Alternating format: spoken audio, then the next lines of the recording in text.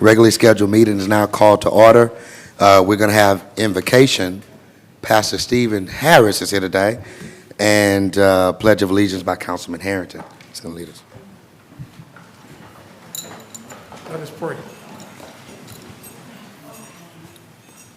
Gracious Father, we thank you and we call upon you because we need you. If there ever were a time that we needed you, we need you now. Lord, we pray for this council that, Lord, they will be united in their decisions. And Lord, even when they differ in their decisions, that they will be amicable in their discourse. Lord, we pray for those who are in this great city of Natchitoches. Pray that we will all understand that we must live together. And Lord, whatever differences that we have, we can work it out through communication. And not just any communication, but good communication, clear communication.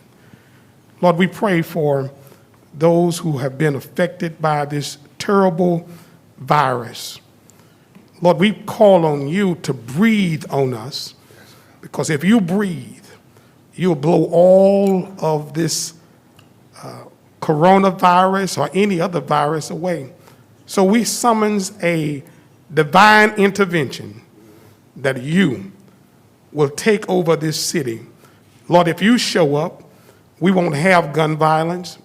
We'll have love, peace, and happiness. And we ask all of these blessings in the mighty and awesome name of Jesus.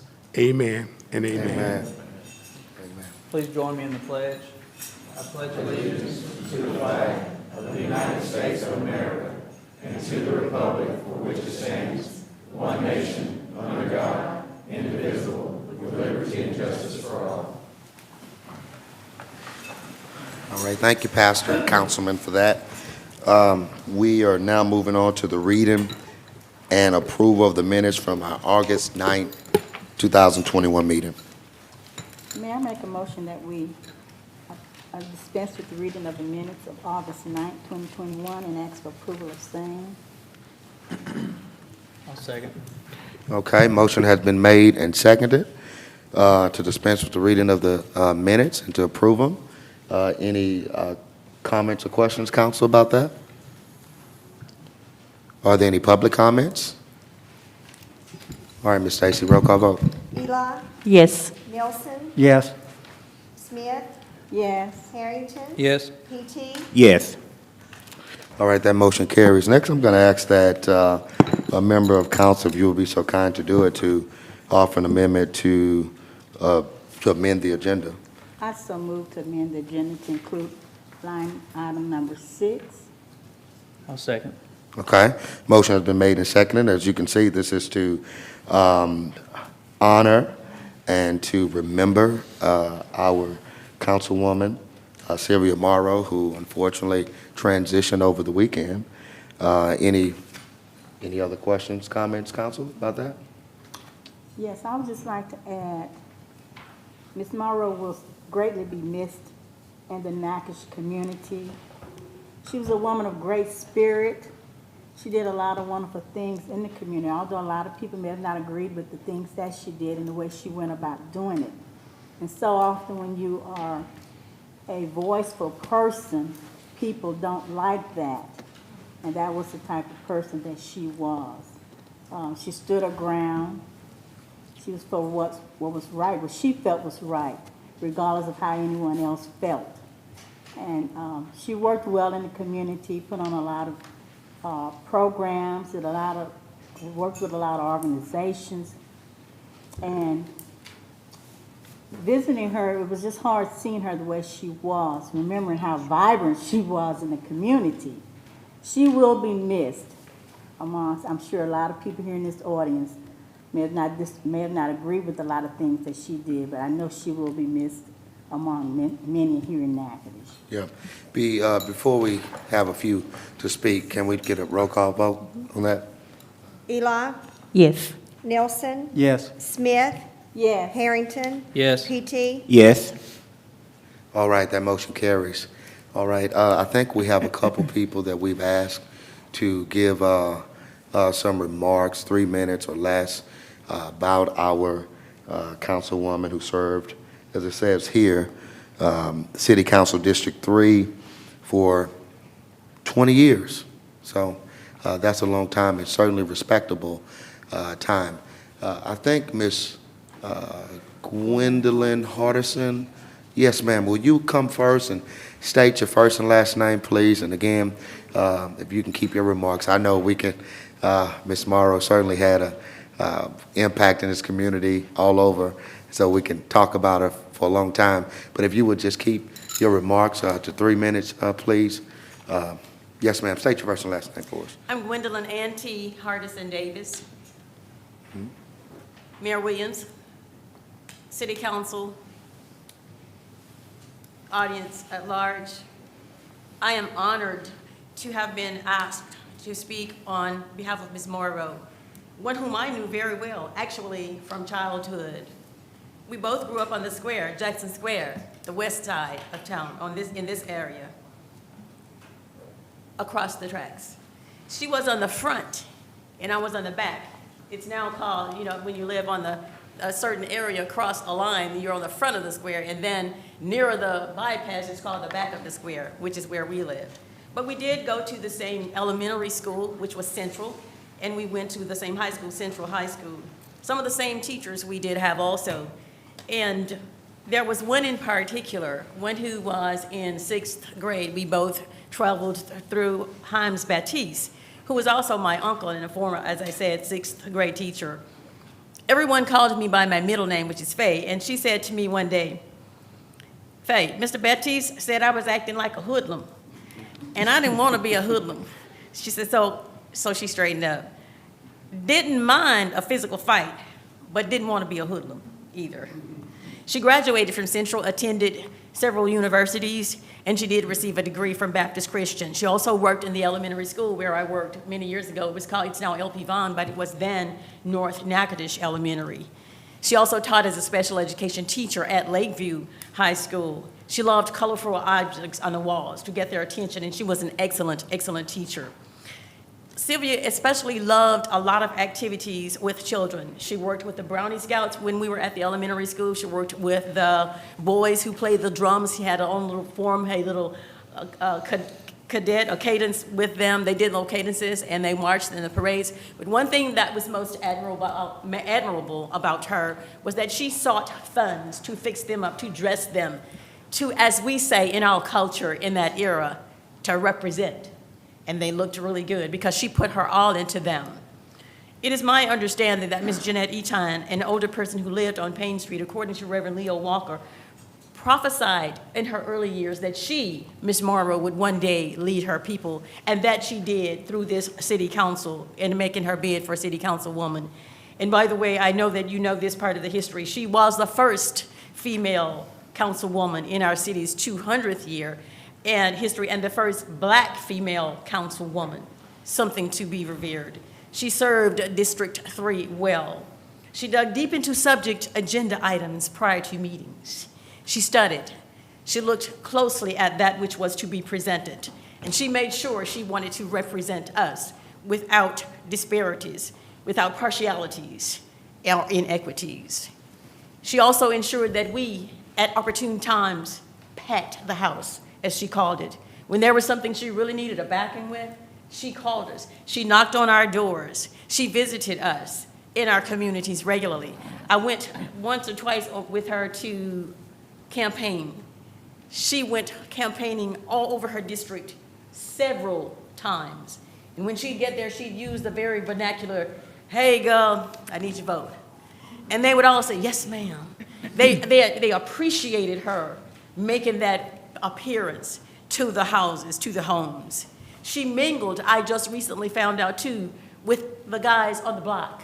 The block is the corner of in Jackson Square, in the Jackson Square area, North Street and Amulet, where they park their trucks and sit on the tailgate.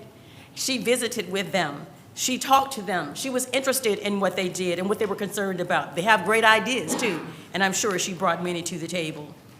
Many workshops she presented in our communities to help us to better ourselves. One person even said, Reverend Steve, that if it were not for Miss Morrow, we may not have a Martin Luther King program. Absolutely. For many of us, there were bittersweet relationships. For many of you, there were bittersweet relationships. But at the end of the day, when you reflect back, you will see scenes will unfold with you. She was genuinely interested in this city, cleanup, beautification projects. Someone said also that they mentioned that she was over the Black Heritage Committee, that she was. The latest activity that she was interested in was the train depot. She spoke with them. She talked with them about the revitalization project. And in closing, I believe that the Lord allowed her to fulfill her purpose on earth. Ms. Sheila Petit said once, the other day when we had Saturday, this past Saturday, Chris Petit, our council representative now, called a neighborhood revitalization meeting. She would have been there. We depended on her to be there, but she had transitioned at that time.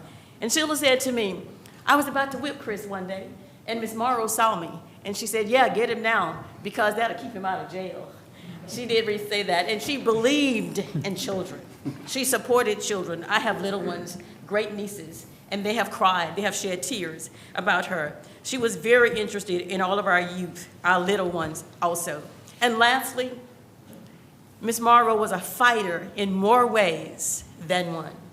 I really think she thrived on challenges. She accomplished much during her tenure with the city as our District 3 representative. And in her honor, we are going to, as we have already begun, Chris, to pick up the torch, and in her vernacular, gotta go forward. We are going to go forward on our journey as citizens of this great place. Thank you.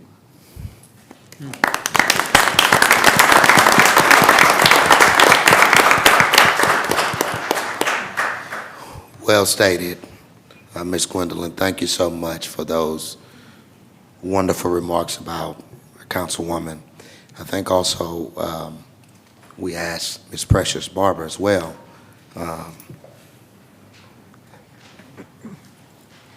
Have some remarks. Please state your first and last name and 3 minutes or less, please, ma'am. Excuse me. My name is Precious Barber, and I'm here today to speak on Miss Morrow. I really love Miss Morrow. Like, Miss Morrow was so cool. I'm going to speak from the younger people version of Miss Morrow. Miss Morrow, for us, it was two types of people. She was the person of Sylvia Morrow, and she was the politician of Sylvia Morrow. Most of you got to meet the politician side of Miss Morrow. She was aggressive. She was persistent. She was going to keep fighting until she get it, baby. She was going to make it happen. And like others have said, you might agree or might not agree, but that was Miss Morrow. But then you had the person side of Miss Morrow. And on that side, baby, you don't know Miss Morrow left you went to the buffet. We was at the Chinese buffet, baby. That lady could make you laugh. She knew how to mimic people. She was so funny. Like, I'm talking about, she could have been a comedian for real, because she just had us laughing. And what I think about Miss Morrow is that Miss Morrow, for me, she was a mentor.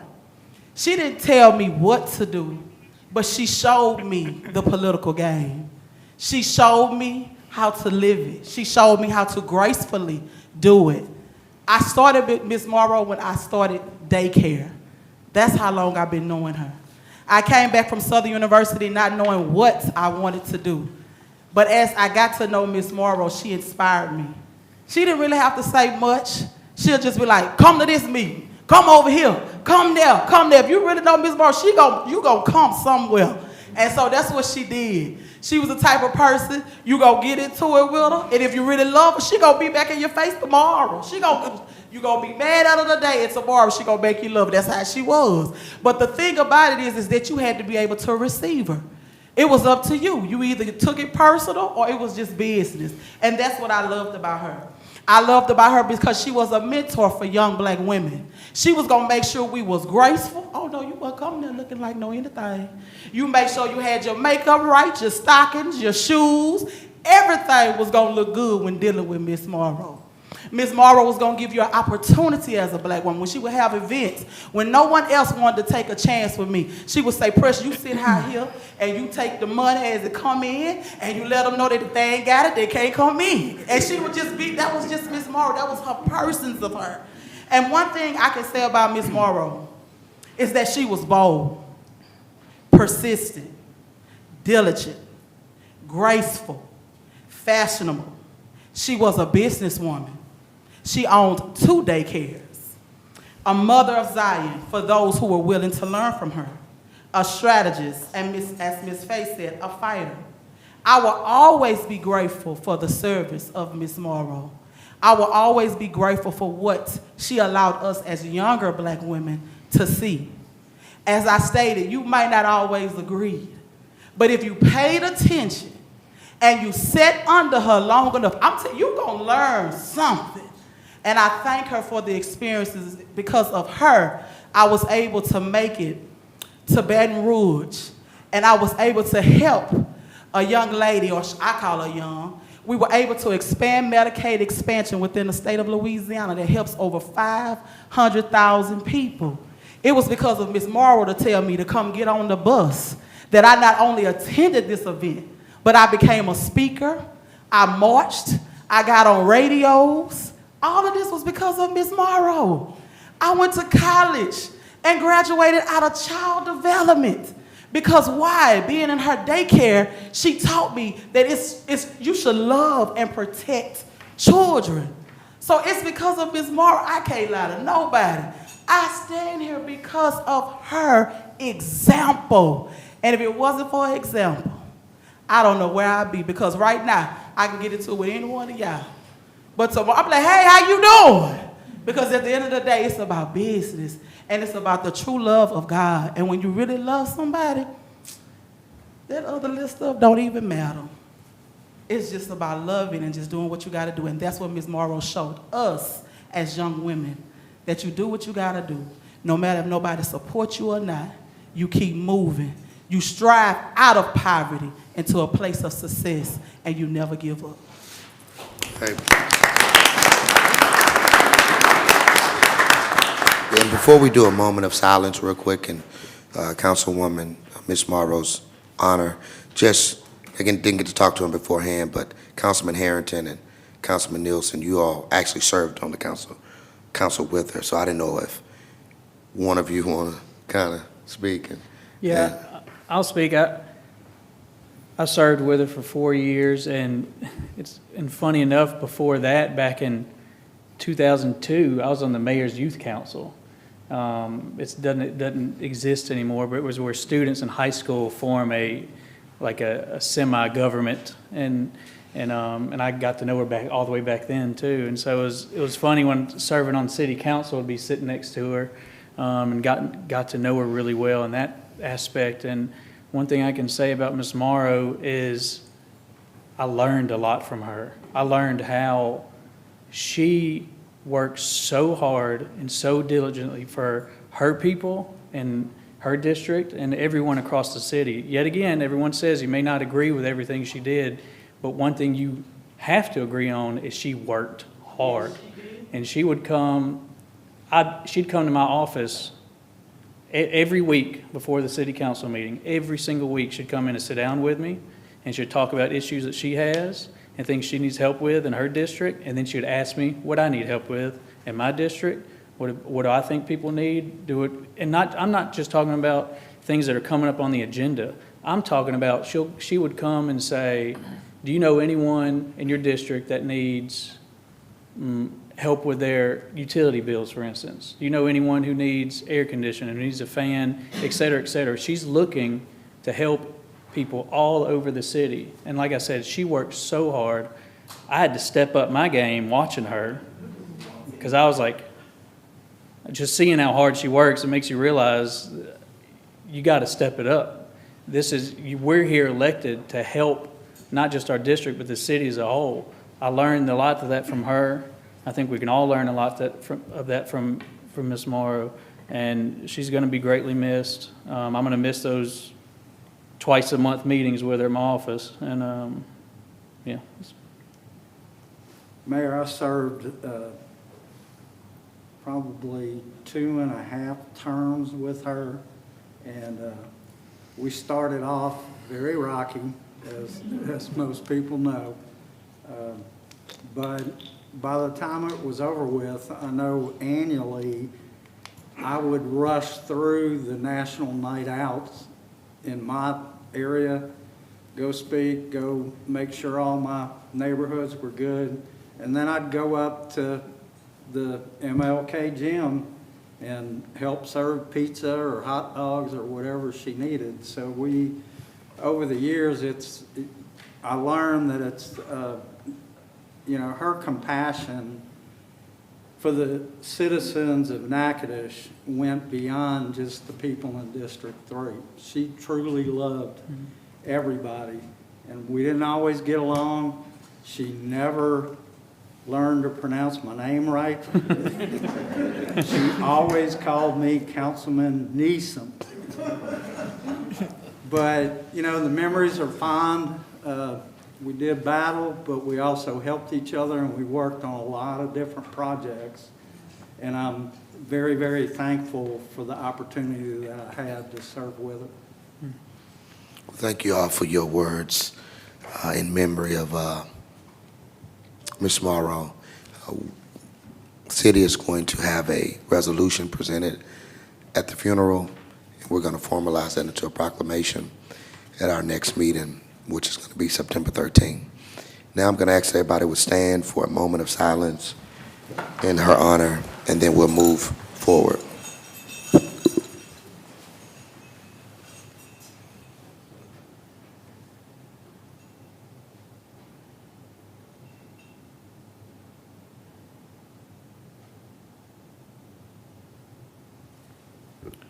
Thank you.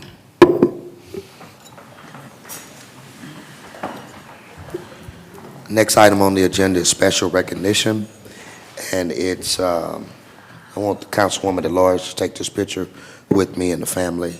But this is for, it says, congratulations, behalf, presented to Daryl Sweetie Walker, first place winner in Central City Barbecue Team, as acknowledgement of achievement on this day, the 23rd day of August in the year 2021, in testimony whereof we have set our hand and affixed the seal of the city of Natchitoches.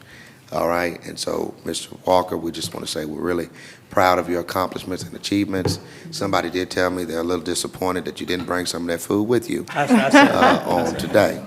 Councilwoman at large, would you like to say anything? Thank you, Mayor. Yes, I just want to say that back in 2020, due to COVID, the Bluff City Smokers Memphis in May Festival was not held, but it was held this May in Memphis.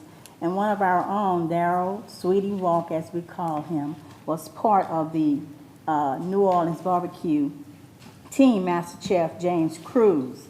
And we're so honored and pleased to have one of our own here tonight to be recognized and to have put Natchitoches on the map with his famous food. If anybody knows him, he's a great cook here in Natchitoches. The mayor has a plaque for him, and I also had a plaque made for him. I'd asked Ms. Stacy to put him on the agenda sometimes back. And so he will be getting 2 recognitions tonight, one from myself and one from the mayor. Awesome. All right. So I guess you take 2 pictures then? I guess do it so. like that? Okay. I don't know if you want to do your family or just you, or what they say, just you? Yeah. You don't get that vote. Okay. While he's coming to the podium, he also said that was his dream. He always had a dream. And sometimes you be careful what you ask for when you dream. He thought he would always take 5th place in a contest, but he came out 1st place. How about that? Yeah.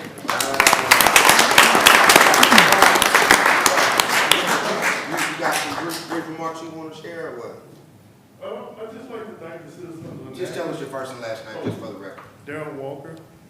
I really just like to thank the citizens of Natchitoches because, just the support and sponsoring me, it really put me you know, on the forefront for people to really see, taste the food, and, you know, just really got me to where I needed to be.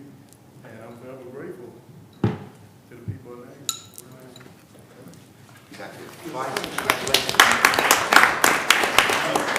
Also, I just really wish my dad, Cliff Walker, was here because he was a real rib person. He loved ribs, and one of the last meals that I cooked for him was ribs. And I just really wish he was here for this. Thank you.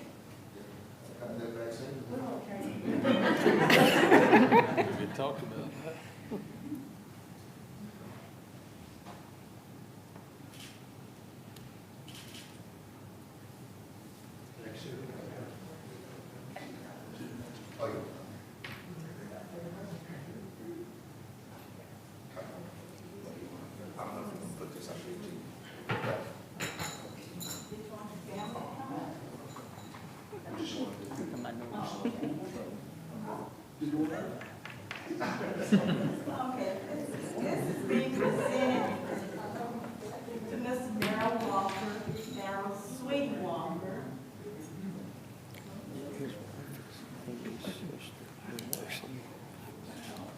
One of my biggest supporters. And I'm gonna read what it says. City of Natchitoches, Louisiana, a dream come true. Congratulations, Darrell Sweetie Walker, for participation at the 2021 Memphis in May Festival, first place world champion winner in the Ribs Division as part of the Central City Barbecue Team and Bluff City Smokers. Presented this 23rd day of August, 2021. Betty Sawyer Smith, Councilwoman at Large. Congratulations.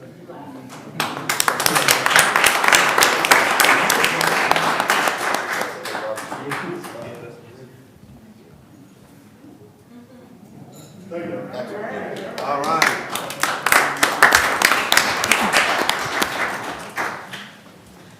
All right, the other special recognition that we have today, and so it's a couple weeks ago, I believe, went to Humble, Texas, and I didn't really know exactly what to expect, but when I made it to the stadium and this is the AAU National Meet. Y'all, it's really a big deal. I mean, I think I was told 15,000 people were attendance. So many people in the stands. And we had children from Natchitoches who not only competed but placed. I think we have Mr. White here, and they could share some of the competitions that we were able to win, but that was really an amazing sight. I hate I had to do a turnaround, and I've expressed to them and even to Kevin whatever we got to do to support that effort, the time that so many put in. So we got Mr. White coming to the podium. If you would state your first and last name, sir, and just kind of whatever you have to present to us. My name is David White. Been working in the recreation department since 1999. Started as a lifeguard. I done did everything from picking up paper to answering the phone, assistant director, but out of all the stuff I did, this program is what I'm the most proud of. Our basketball program is good. We have a lot of kids. Baseball program is good, a lot of kids. Our football program is good. We go all over the state with our tackle football program. Everybody else cheats, but we take kids who are the right age, and even if we're 12, we're playing against 13 and 14-year-olds, but they don't blow us out. And we win a lot. But this program here, I'm proud of it because we actually get to send kids to college. We have kids right now getting recruited by Division I schools. Actually, at the meet, two of our sprinters were getting heavily recruited at that meet. So this program is quiet, but it's changing the lives of kids, and we have a lot of good athletes. I don't brag, I don't take a lot of pictures, and you know, that's probably not a good thing because a lot of people don't know, but I'm gonna say we are the best track program in the state. And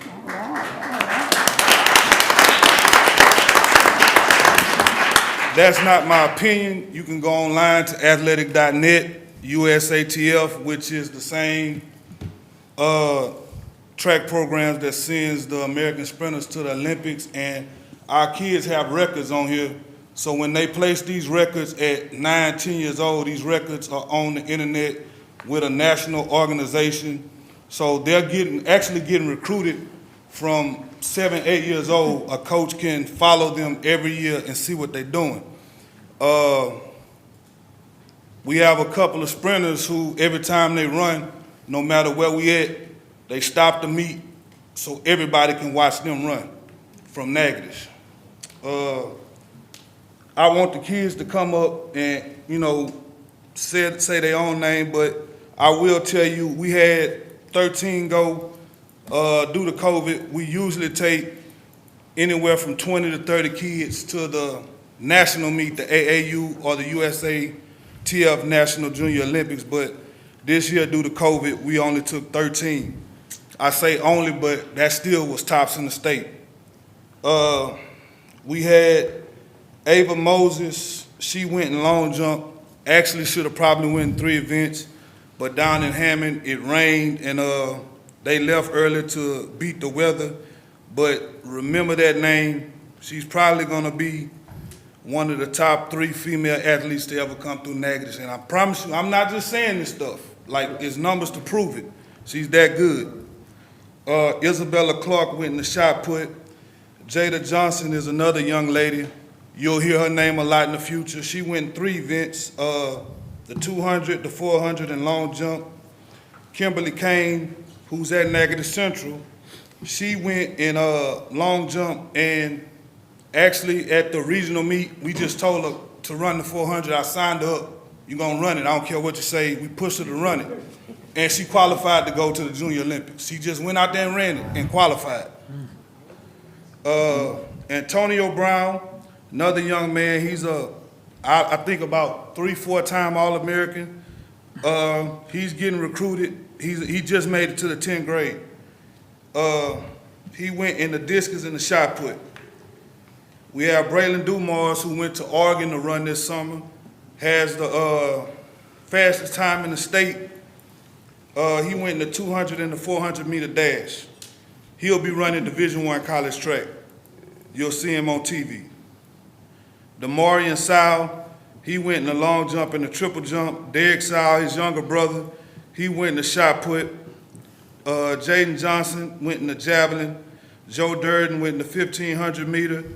Joey Carpenter came out his first year running track. Didn't really get to learn a lot of technique, but he still went in 3 events. You'll hear his name a lot. He's a baseball player, football player, and now a track athlete. He went in the 100, the 200, and the long jump. Latrell Frederick Jr., whose dad is in the Northwestern State Hall of Fame, went in the discus and the shot put.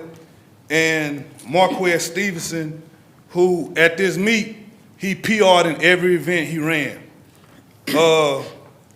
He's top 3 in the nation in all 3 of his events. In the 100, 200, and 400, he also medaled.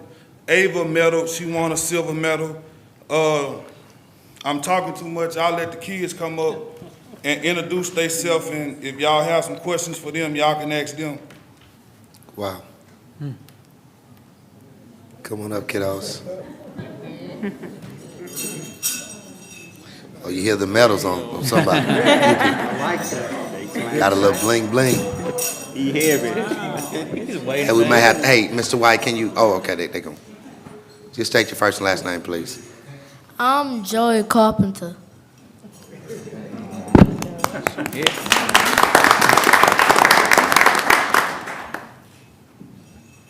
My name is Ava Moses.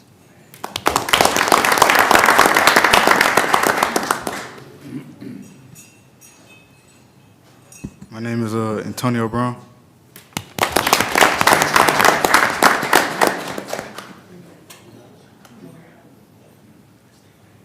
He just looks. My name is Jada Johnson.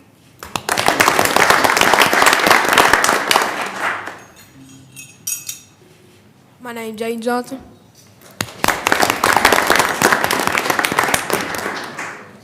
A lot of the other kids are at practice. And Mr. Mayor, it's 10,000 athletes alone, 10,000 kids. That's not counting parents, coaches. Each track team probably has anywhere from 7 to 12 coaches. So it's a big event. It's something in the state of Louisiana that the USATF and AAU programs, they want to get into Natchitoches because we're centrally located. On a Saturday, you'll have a meet in Monroe, one in Baton Rouge, so the association is split. But if everybody can drive 2 hours or less to Natchitoches, they can get here every Saturday and meet up. Southeastern, whose track is horrible, hosted the regional meet, is no better than, actually Northwestern track is a lot better. And that regional meet, the economic impact is anywhere from $2 to $4 million. So for me and for the coaches, we do it because this is what we love to do, but it is some money in it. The Junior Olympic meet, you have to have a stadium that can hold 10,000 people, but the economic impact can get up into the $10 million because you have all these people, 10,000 athletes, parents and coaches in your city for a week, eating, staying in hotels, spending money. So it's something that we tried to get into in the past. We had some roadblocks, but I'm not gonna stop until, Natchitoches is hosting meets. We gotta beat Shreveport to it before they wisen up. Don't stop. Good, good.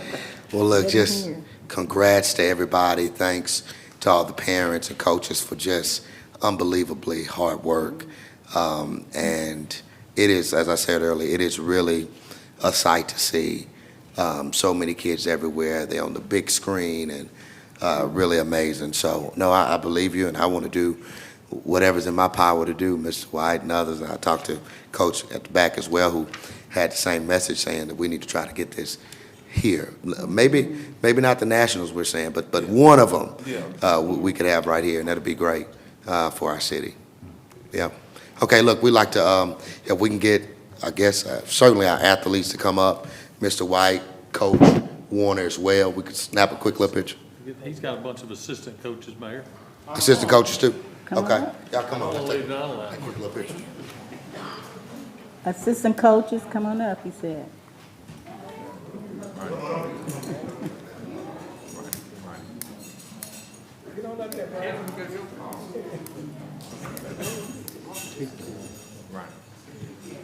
Some of y'all get on this side of the mayor, on this right side.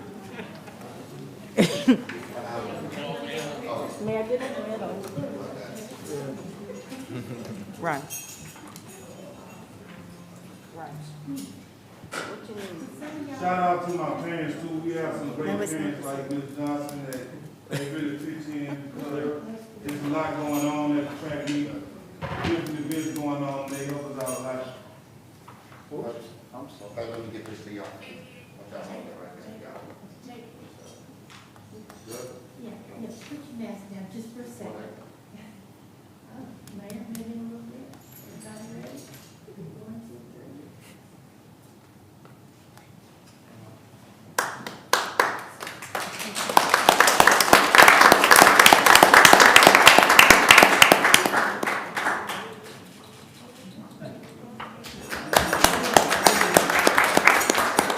Congratulations, guys. Girls.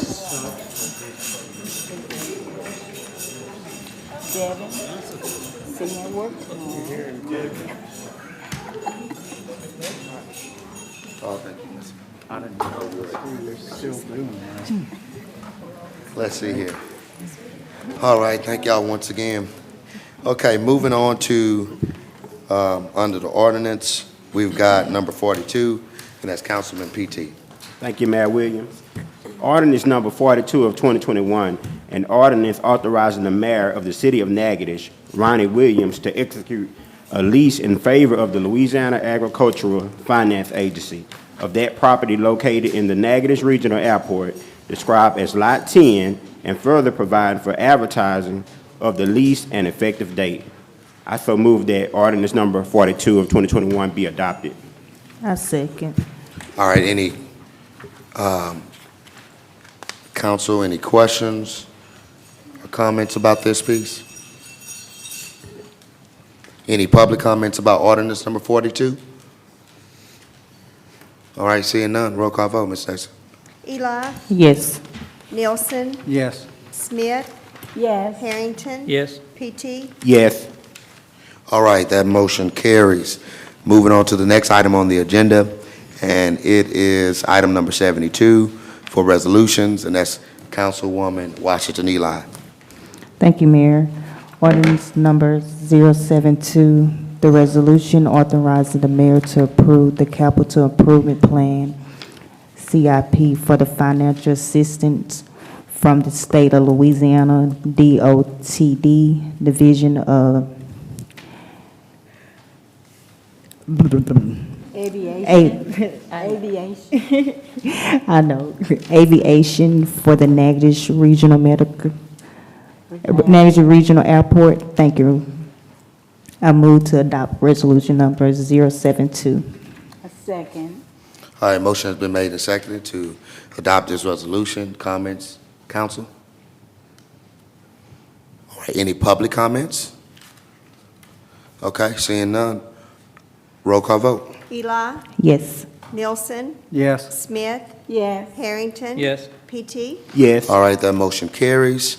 Moving on to item number 73, Councilman Nielsen. Thank you, Mayor. Resolution number 73 of 2021 is a resolution authorizing the mayor to advertise for bids for liquid chlorine for the water treatment plant, bid number 0643. Whereas the city wishes to advertise for bids for liquid chlorine for the water treatment plant, bid number 0643, and whereas sealed proposals shall be addressed to the City of Natchitoches, Office of Director of Purchasing, City of Natchitoches Purchasing Department, 1400 Sabine Street, Natchitoches, Louisiana, 71457, and whereas City of Natchitoches will accept sealed and electronic bids for the project until 2 p.m. on Monday, September 27th, 2021, at the Office of the Director of Purchasing, 1400 Sabine Street. Whereas bids will be publicly open and read aloud at 2 p.m. on Monday, September 27, 2021, held at the above-mentioned Office of the Director of Purchasing. And I move that we adopt resolution number 73 of 2021. A second. Okay, motion has been made and seconded. Mr.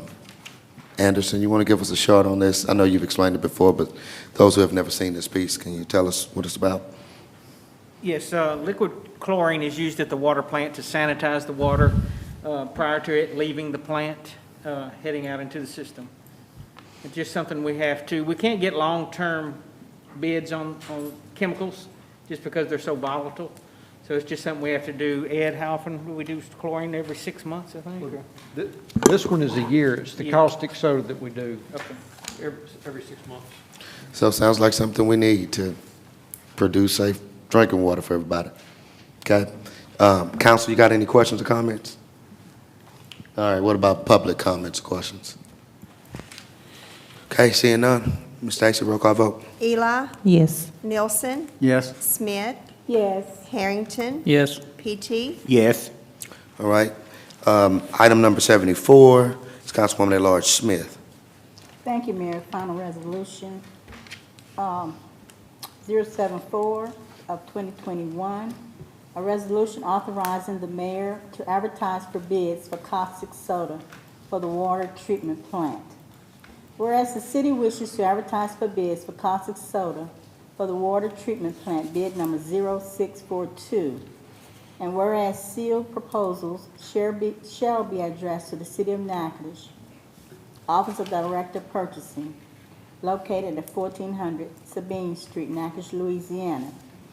Whereas the city of Natchitoches will accept sealed and electronic bids for the project until 2 p.m. on Monday, September the 20th, 2021, at the Office of the Director of Purchasing.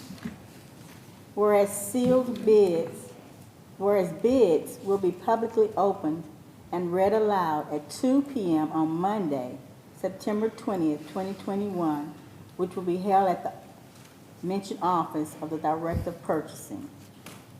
Now therefore be it resolved by the Council of the City of Natchitoches and legal session convened that the Honorable Ronnie Williams, Jr. Mayor, be and is hereby authorized, empowered, and directed to order the publication of the above bid.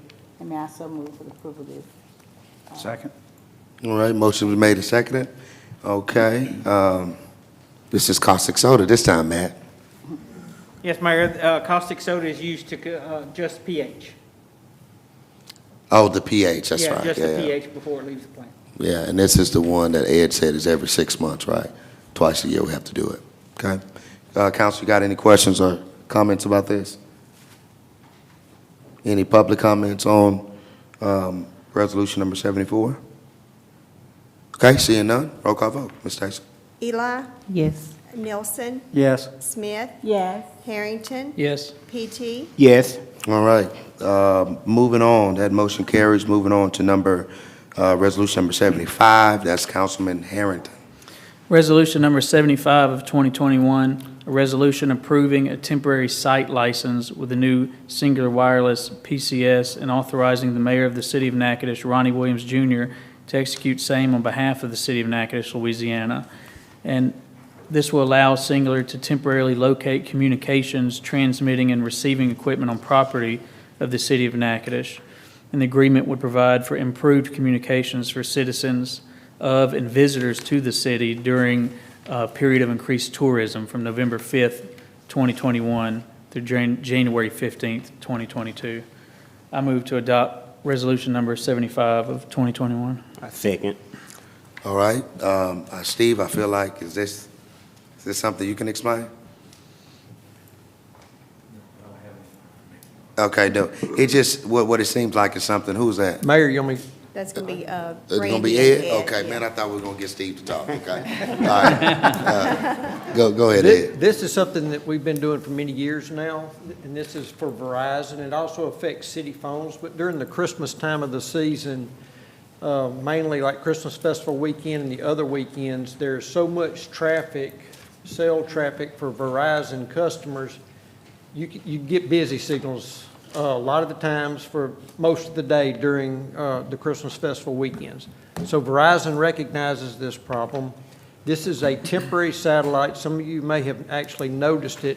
It goes in next to the parking lot by utility billing, and it's a trailer basically with an antenna on it. And they've been doing it so long, all the infrastructure is there. It's basically plug and play for them. They pay the city for the utilities, and they pay the city $5,000 a year just to put that trailer on that location. And I say per year, it's just during the Christmas season, but we get $5,000. And it's just so that they can handle a greater volume of cell phone calls. And it helps the city employees greatly because we have Verizon cell phones.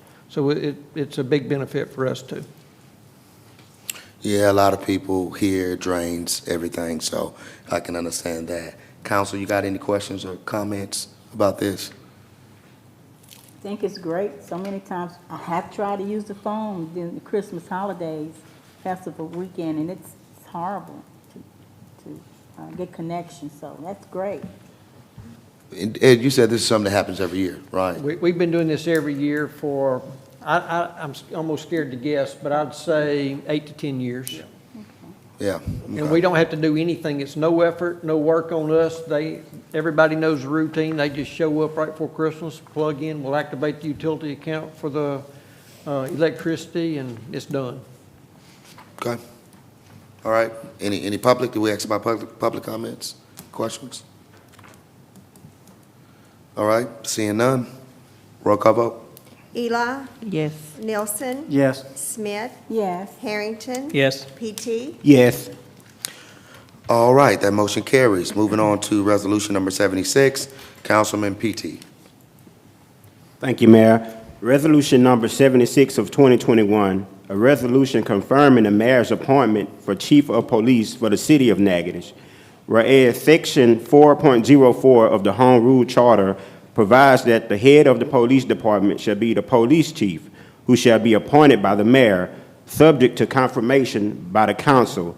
Whereas further, the city council desires to confirm the appointment and promotion of Captain Nico Collins as police chief upon the recommendation of the mayor. Now therefore be it resolved by the city council in legal session convened that the promotion and appointment of Captain Nico Collins to the position of police chief for the city of Natchitoches is hereby approved. Be it further resolved that the duties of the chief of police shall be those duties as set forth in section 4.04 of the Home Rule Charter. And I so move that resolution number 76 be adopted. I Second. Motion has been made, and we got a couple people trying to hurry up and second this one, brother.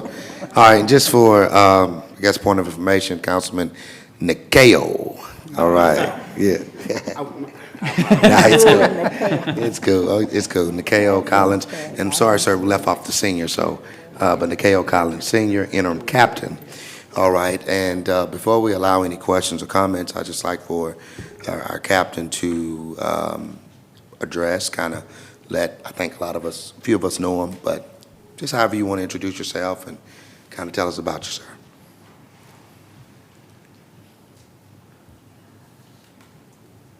And, state your first and last name. Nikhil Collins. I'd like to thank the mayor, the council, division heads, and members present. I'm Nikhil Collins. I've been with the Natchitoches Police Department for 27 years. I started off as a reserve, volunteering my time, providing services to the community, and as a student at Northwestern. I came on full-time in 1996, where I began as a patrolman. I worked my way through the department and progressed in working with several different capacities and job responsibilities. I was gracious enough to move in 1998 into investigations and also be introduced to the multi-jurisdictional drug task force, where I learned that law enforcement, in order for it to work, you have to work with others. You have to communicate with the public. You have to provide the services and feel that your job as an individual in law enforcement is to continue to try to benefit those citizens. We have limited resources now in almost any place you go. We have violence that occurs within every city. Our city is not spared this violence. We have had instances where we've unfortunately lost life. I would be remiss to sit here and say that I'm going to solve all the world's problems, but I am committed. In my 27 years, even given opportunities to move off and go other places, I chose to stay here in Natchitoches for a reason, because I see worth in it. I see that I have the ability, and with the men and women of the Natchitoches Police Department, I see that they are quite talented. I want to give them the opportunities to train, to be the best that they can be in that position, to do their jobs. It's a thankless job, but they do it for a reason. They are not going to get rich doing it. They want to help.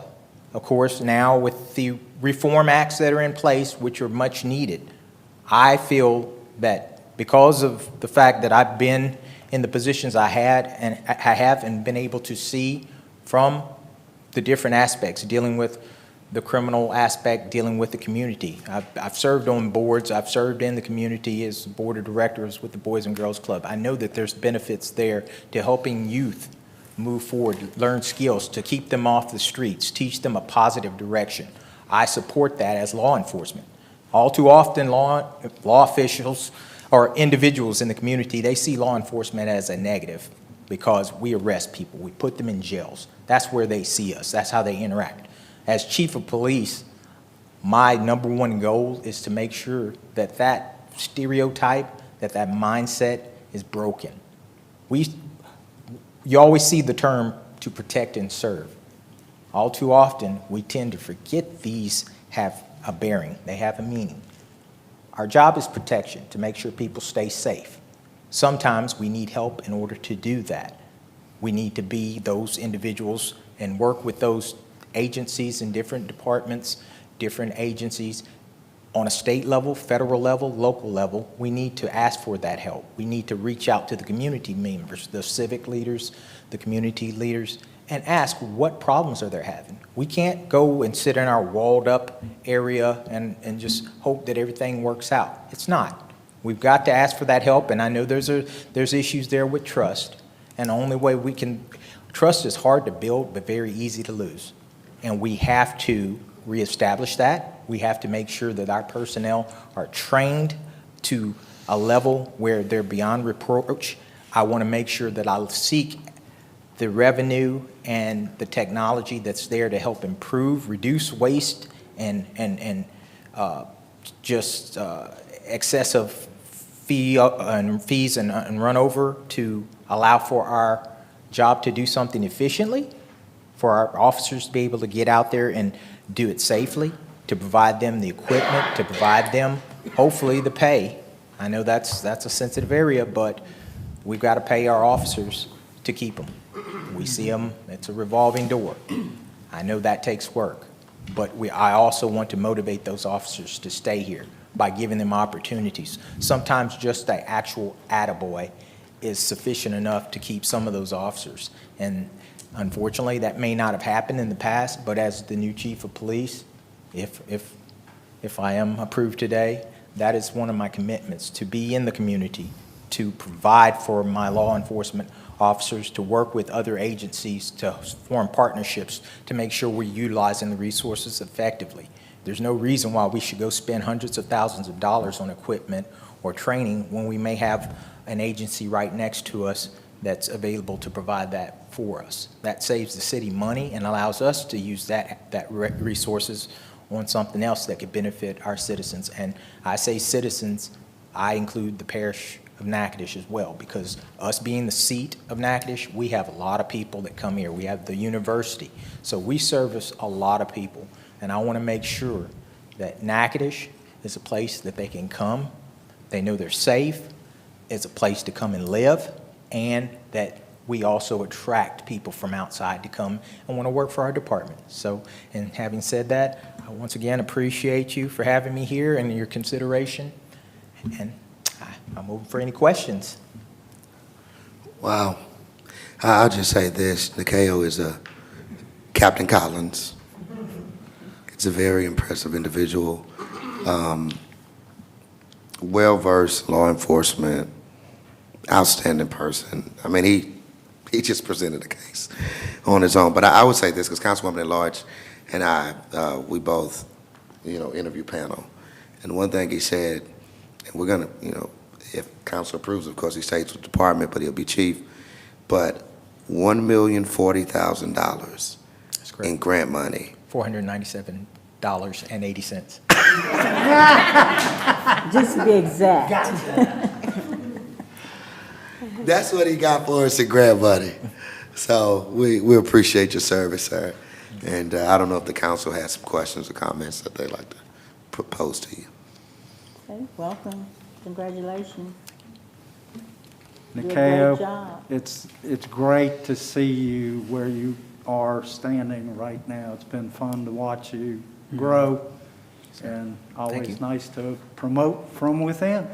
Yes, sir. I appreciate that. Thank you. Yeah, and I just want to echo on that what Dale just said. I started out with you at the judge's office. I remember when you first became a police officer, and look at you now. I'm just very proud of you and happy for you, and just continue to excel and make Natchitoches proud. Do a great job for Natchitoches. Thank you.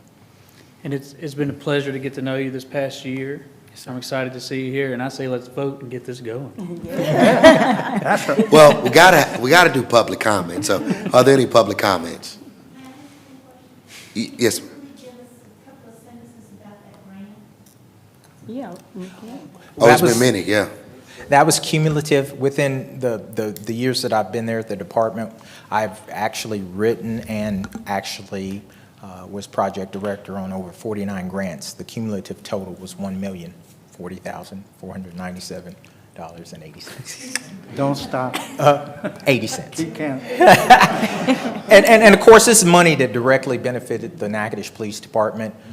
It allowed for us to, before Ferguson's happened, we had already written a grant to get body cameras. And fortunately, it only provided so much money for both the members of the police department and the sheriff's office, and the council was able to approve to get funding for the remaining law enforcement officers so that we could have body cameras in place. And this, like I said, was prior to Ferguson, which of course was a catalyst to where it became pretty much mandatory that all departments should be moving toward having body cameras. I've supported transparency. We also, with grant funding through stimulus grants, the ARRA, we got funding to provide not only AVLs, which are vehicle tracking for our officers so we can account for our resources and help to reduce the response times by sending an officer that's closer versus sending the youngest rookie to a call that may be on the other side of town. That's not helping citizens. So I always look at the aspects of that, applying technology and utilizing resources that are available to us as long as we apply for them. I also, with some of that funding, we had cameras in the car. Over the years, due to wrecks and just property not being replaced on a consistent basis, we used to have 75% of our fleet with in-car mobile cameras. Hopefully, working through grants and other resources, I hope to have that back in place because that's an asset that we lost. Because a body camera, we know they break. We know they're going to offer this view for a person. That in-car camera is going to hopefully catch a violation, give a wider view of it, because cameras, one thing cameras do, it's hard to challenge what was done. It's there. It can't be cross-examined. It can be reviewed. It can be challenged whether or not it's a valid thing, but it gives a full transparent view of what occurred. You can see what the violation was or what the contact was, what was said. Body cameras, they're also a tool that's utilized to give that perspective from that law enforcement officer as long as they're working. Being in technology for so many years, I know all too often, because our officers will turn their cameras on, they don't work. But because of some people's belief that there's a cover-up, it's a possibility that that might not work, and then therefore you have issues. I want to make sure we eliminate some of those. If the body camera didn't work, hopefully everything that the officer said happened while they thought they were recording would be recorded from their in-car camera as well, because those have microphones and they download. The sheriff's office actually utilizes systems similar to that. So I'm hoping to get our department to that level to implement those technologies and utilize the funding that's out there and available. I also am looking toward funding to help support us getting accredited, us moving toward having our policies where they're not only accessible as we make changes to keep compliant with reform and new laws that come out, we can push that out to our officers quicker and also get an actual buy-in. Because with limited budgets and also limited manpower, it's sometimes difficult to get everyone in all at one time so you can go over something.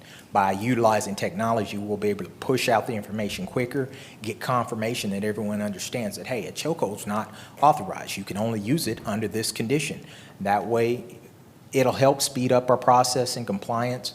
And if we can become accredited, that means that we're doing stuff on par and above what we have to do. That reduces some liability for the city because we're trying to actively be proactive in law enforcement and also making sure that we're not abusing the public. Because I said it earlier while I was having a conversation with some individuals, got to work smarter, not harder, and it's a whole lot easier to use this versus using this. I've been there long enough to know that before we go hands-on, that should be a last resort. We should be able to de-escalate that and use that. And fortunately, we have personnel that are trained to do that. It's making sure that our personnel have been put through the training as well, especially new officers. So All right, thank you, Captain Collins. Yes, sir. Collins, I hope that if you all confirm tonight, that we will renew our relationship in the Natchitoches school system, that a couple of years ago, for whatever reason, we broke that. But if we could renew our relationship to make our schools as well as city safe and serving our school system. Yes, sir. And then I wouldn't ordinarily do this. You see the captain, he's pretty well knowledgeable. So we'll say 1 minute for this one. Yes, sir. I look forward to having an opportunity to work with the school board and several other agencies as far as our resources. As I stated before, we have to work together in order to address problems. We have limited resources, but when you pool the knowledge and the experience from all these different jobs and responsibilities, when you pool these resources together, it's amazing what you could accomplish.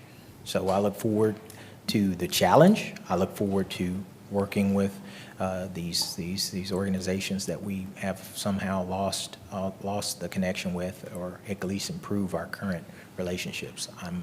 I know I look forward to working with the Sheriff's Office, with the Northwestern State Police Department, because without them, there's several things that we wouldn't be able to do moving forward. They have been so beneficial in all aspects of law enforcement here in this community, and why not sit down and figure out game plans that's going to work well for us. Our criminals don't follow the rules. They don't abide by jurisdiction. So why use a lot of resources and have them individually parsed versus working together in a group? I've had the advantage of working with the task force. I had the advantage of working with a multi-agency SWAT team and hazmat.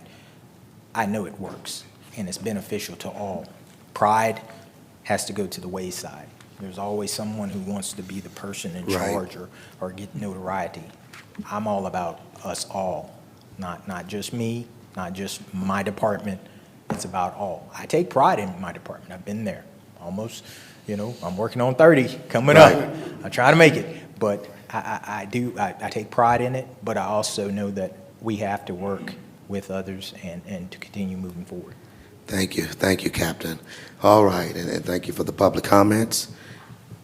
All right, now roll call vote, Ms. Stacy. Eli, Yes. Nelson, Yes. Smith, Yes. Harrington, Yes. PT, Yes. All right, that motion carries. Right.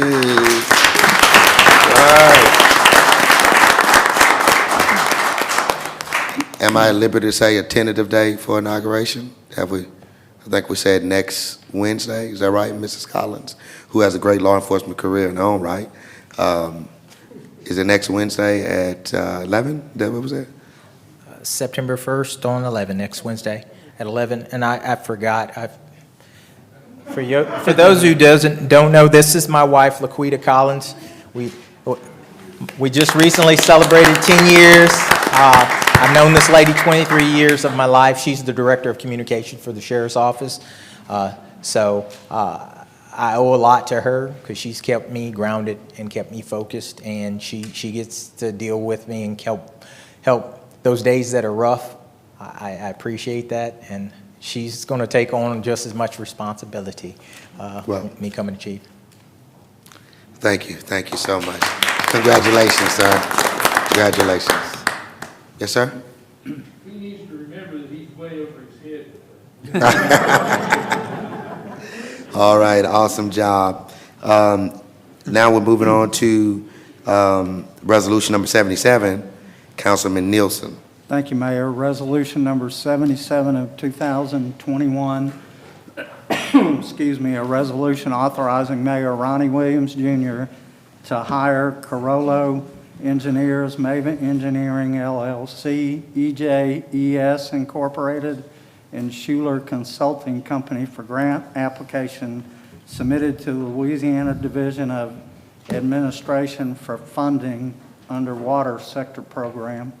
whereas the City of Natchitoches is desirous of submitting an application to the Louisiana Division of Administration for funding under Water Sector Program, and whereas the purpose of the application is to seek grant funding and/or revenue for rehabilitation of Water Plant 3 and development of Water Plant 4, and whereas the necessary scope of work to be implemented by Carollo Engineers, lead engineer, and assisted by Maven Engineering, LLC, EGES Incorporated, and Schuler Consulting Company included but not limited to as follows: breakdown of total grant request between activities, i.e. construction, acquisition, etc., detailed cost estimate, identifying all project costs, sources of funding, and addressing identified resiliency issues, etc., co-development of a financial strategy as well as workforce development plan for sustainability of new system, completed preliminary engineering report, documentation of system violations, issues, and complaints from users, list of system violations and issues that will be addressed by completion of proposed project, review, update system improvement plan as appropriate, and I believe you got some guests in the audience.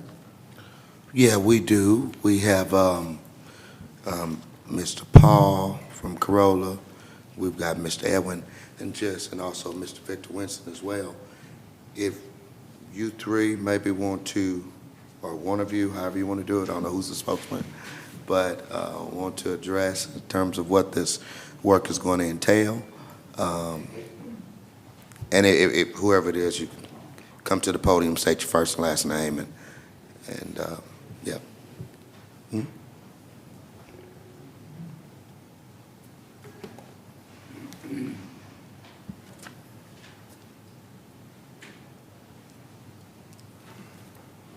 I'm Paul Walker with Corolla Engineers, and I appreciate the opportunity to be here tonight. Council and Mayor, thank you for the privilege of being considered for this project. Corolla is a company that does water throughout the United States. That's all we do. We've been in business since 1933. I personally have done this for 27 years. I work out of the city of Houston right now, and soon-to-be Chief Collins here earlier talked about trust, and he said that trust is hard to gain and it's easy to lose, and I wholeheartedly agree with that. I've spent my career trying to build trust with my clients, and I think as a testament to that, not to pat myself on the back, but in Houston, I moved there in 2012, and I'm on to my 35th work order right now. So my goal in projects like this is to build the trust of my clients, step in and partner with them, and try and develop a plan and a solution that best meets your needs. And it's an exciting opportunity. You have a lot of needs here and a lot of opportunity ahead of you. So I personally look forward to the privilege of working with you and your staff on trying to move this project forward and hopefully get you some grant money to see some good improvements and resiliency happen to your water system. So happy to answer any questions you may have as well. And I'll just state, if the council has any questions, I'll state this in just my little research from looking at Corolla's, looking at the website. All you all do is all you focus on is water treatment design. There's nothing else you do. You don't do sewer, you don't do roads, or it's about water treatment facilities, right? And I think they have been operating for 85 to 90 years. Yeah, you may have mentioned it, but working on a major project in Houston right now. I think $1.8 billion project. So just wanted to make sure we knew that for the record. Yes, sir, Mr. Winston. Yes, good evening, Natchitoches. How's everyone doing? I'm Victor Winston. I'm the principal of Revolving Engineering, LLC. And just want to say it's just good to be home. I am a Natchitoches native. I'm a graduate of Natchitoches Central High School, class of '88. Also a member of the Mayor's Youth Council from 1986 to 1988. So it's good to see a fellow alum of the Youth Council. So what can I say? This is a blessing to have the opportunity to serve home. I unfortunately had to leave home for work and had to go to Texas. And I would have loved to have been here, but you know, the job market called elsewhere. But it's just a privilege to be back here at home. I see a lot of familiar faces, and congratulations to the administration for taking this next leap to try to really bring water into Natchitoches. We all know you got to have water, period. If you don't have the water, then you can't support the infrastructure. And so Natchitoches definitely has ambitions on growing. And so water is very essential and key to it. So I'm assisting Corollo. My firm does air conditioning, electrical and plumbing design. And I've been a firm since 2009 now. And I'm just, again, really looking forward to this project. We know we have the need for water. You increase the water, you bring more industry in, you get more jobs, right? You get more jobs, people get employed. You got vocational training here, you got Northwestern, right? It's easy, you have people with jobs, there's less propensity for crime, right? So I'm a product of West Natchitoches, and I love to see West Natchitoches also grow in the way in which it can. So again, thank you for the opportunity to serve my community. Once you're a Natchitochesan, you're always one. And so I just really look forward to this project. Thank you. Okay, and before council, Matt, if you could speak to this water sector program, maybe some deadlines. I know we had a couple people to go. Now, I'll say because you're a utility, but easily Nicole or Randy, I think both of them heard the same thing a few weeks ago in our LMA conference down. But Matt, if you could kind of speak to that, what we got ahead of us with this water sector program. Yes, Mayor. Randy may know more about the actual grant process. Our water plant, we're in bad need of more capacity. We have reached capacity several occasions in the past few years and actually operating above its rated capacity. So that's something we don't want to do. When that plant is operating at capacity, there are so many things that can go wrong that could cause our water plant to fail. So we need to add some extra capacity along with rehabbing part of the existing plant to get better water, more water out of it. So that's where this whole thing started, the need for extra capacity, not only for now, but for future growth. I'm afraid if we had an industry that came into Natchitoches now and needed a significant amount of water, we would not be able to supply that. So the need for growth is there, but also the need for rehab existing infrastructure. Randy, you may want to speak more on the grant process itself. Basically, this is the first pool of money that's coming down the pike called the Water Sector Program. There was a meeting July 30th where a commission that was appointed by the governor finalized that. And by Monday, they had released all of the data and the application process. Nicole Gray, who's doing grants work, is very familiar with that. We've had a number of Zoom-type meetings. The maximum on that particular grant is $5 million. But I have talked for a long time about looking seriously at a new plant instead of retaining the plant in its current location. And it's typically a matter of where would you find the money. Now that there's so much federal money coming out of Washington, I look at it as low-hanging fruit, and I'm optimistic and convinced that we can find the funds to build a new plant.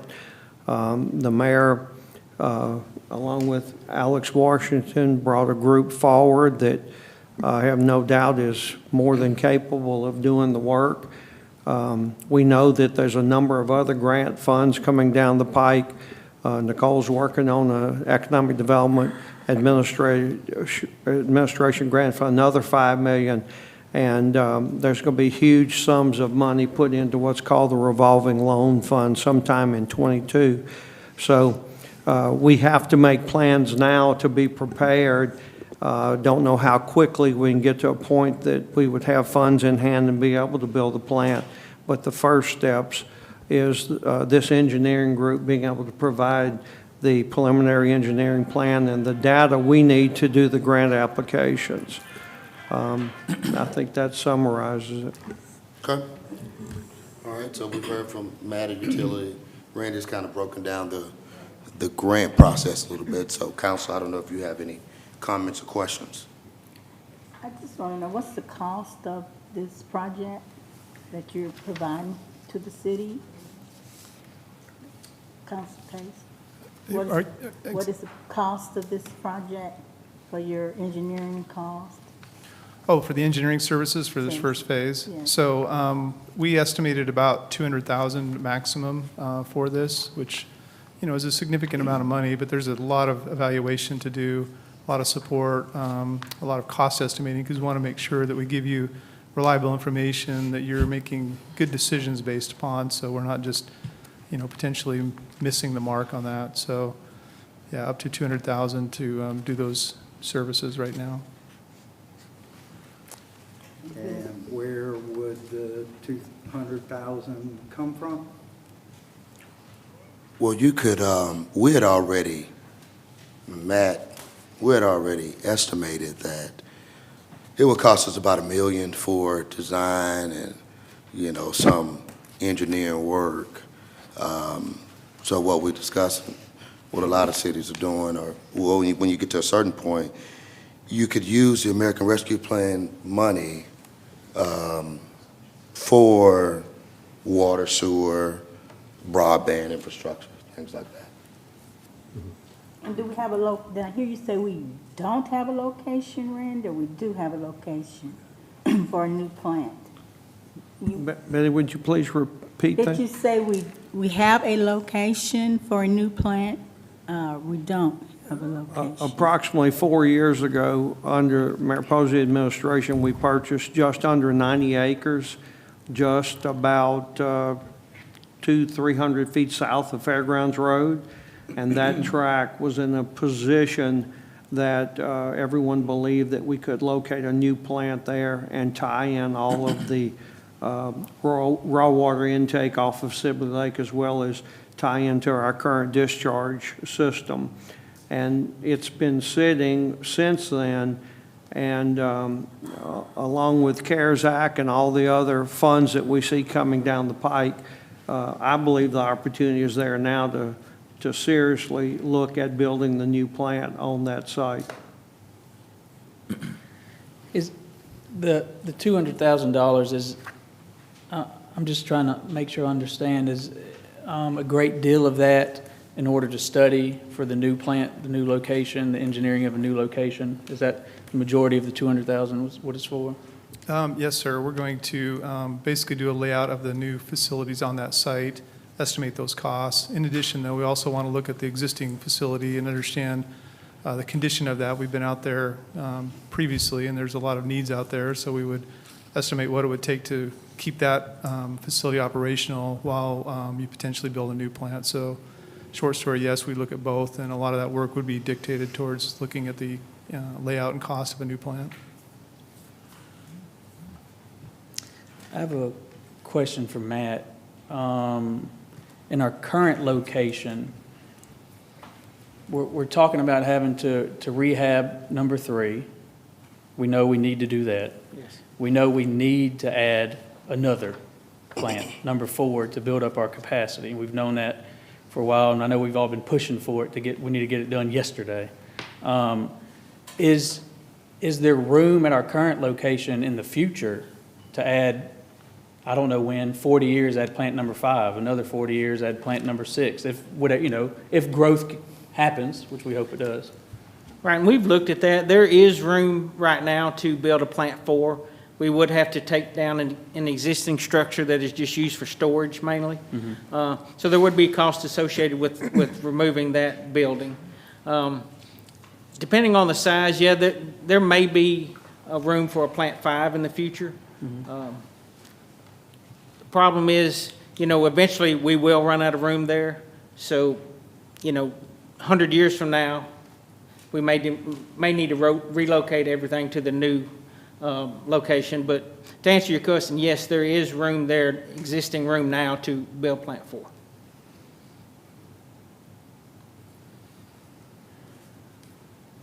to go to maybe 100 years from now? It's hard to say, you know.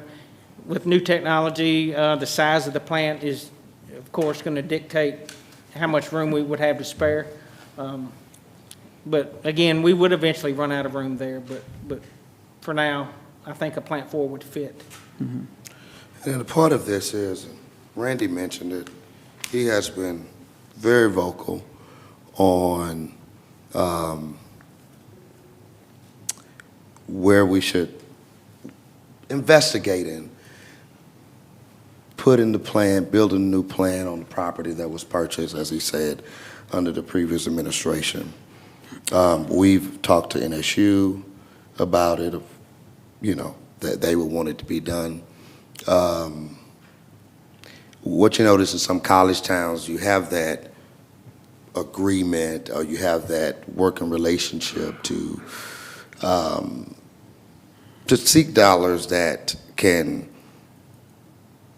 develop infrastructure. And so the point is, with that, I think we've got some template through the Baquet. Andrew Baquet did a little master plan a few years ago. With the brewery being where it is, along with the potential of the Mill District to develop, with that land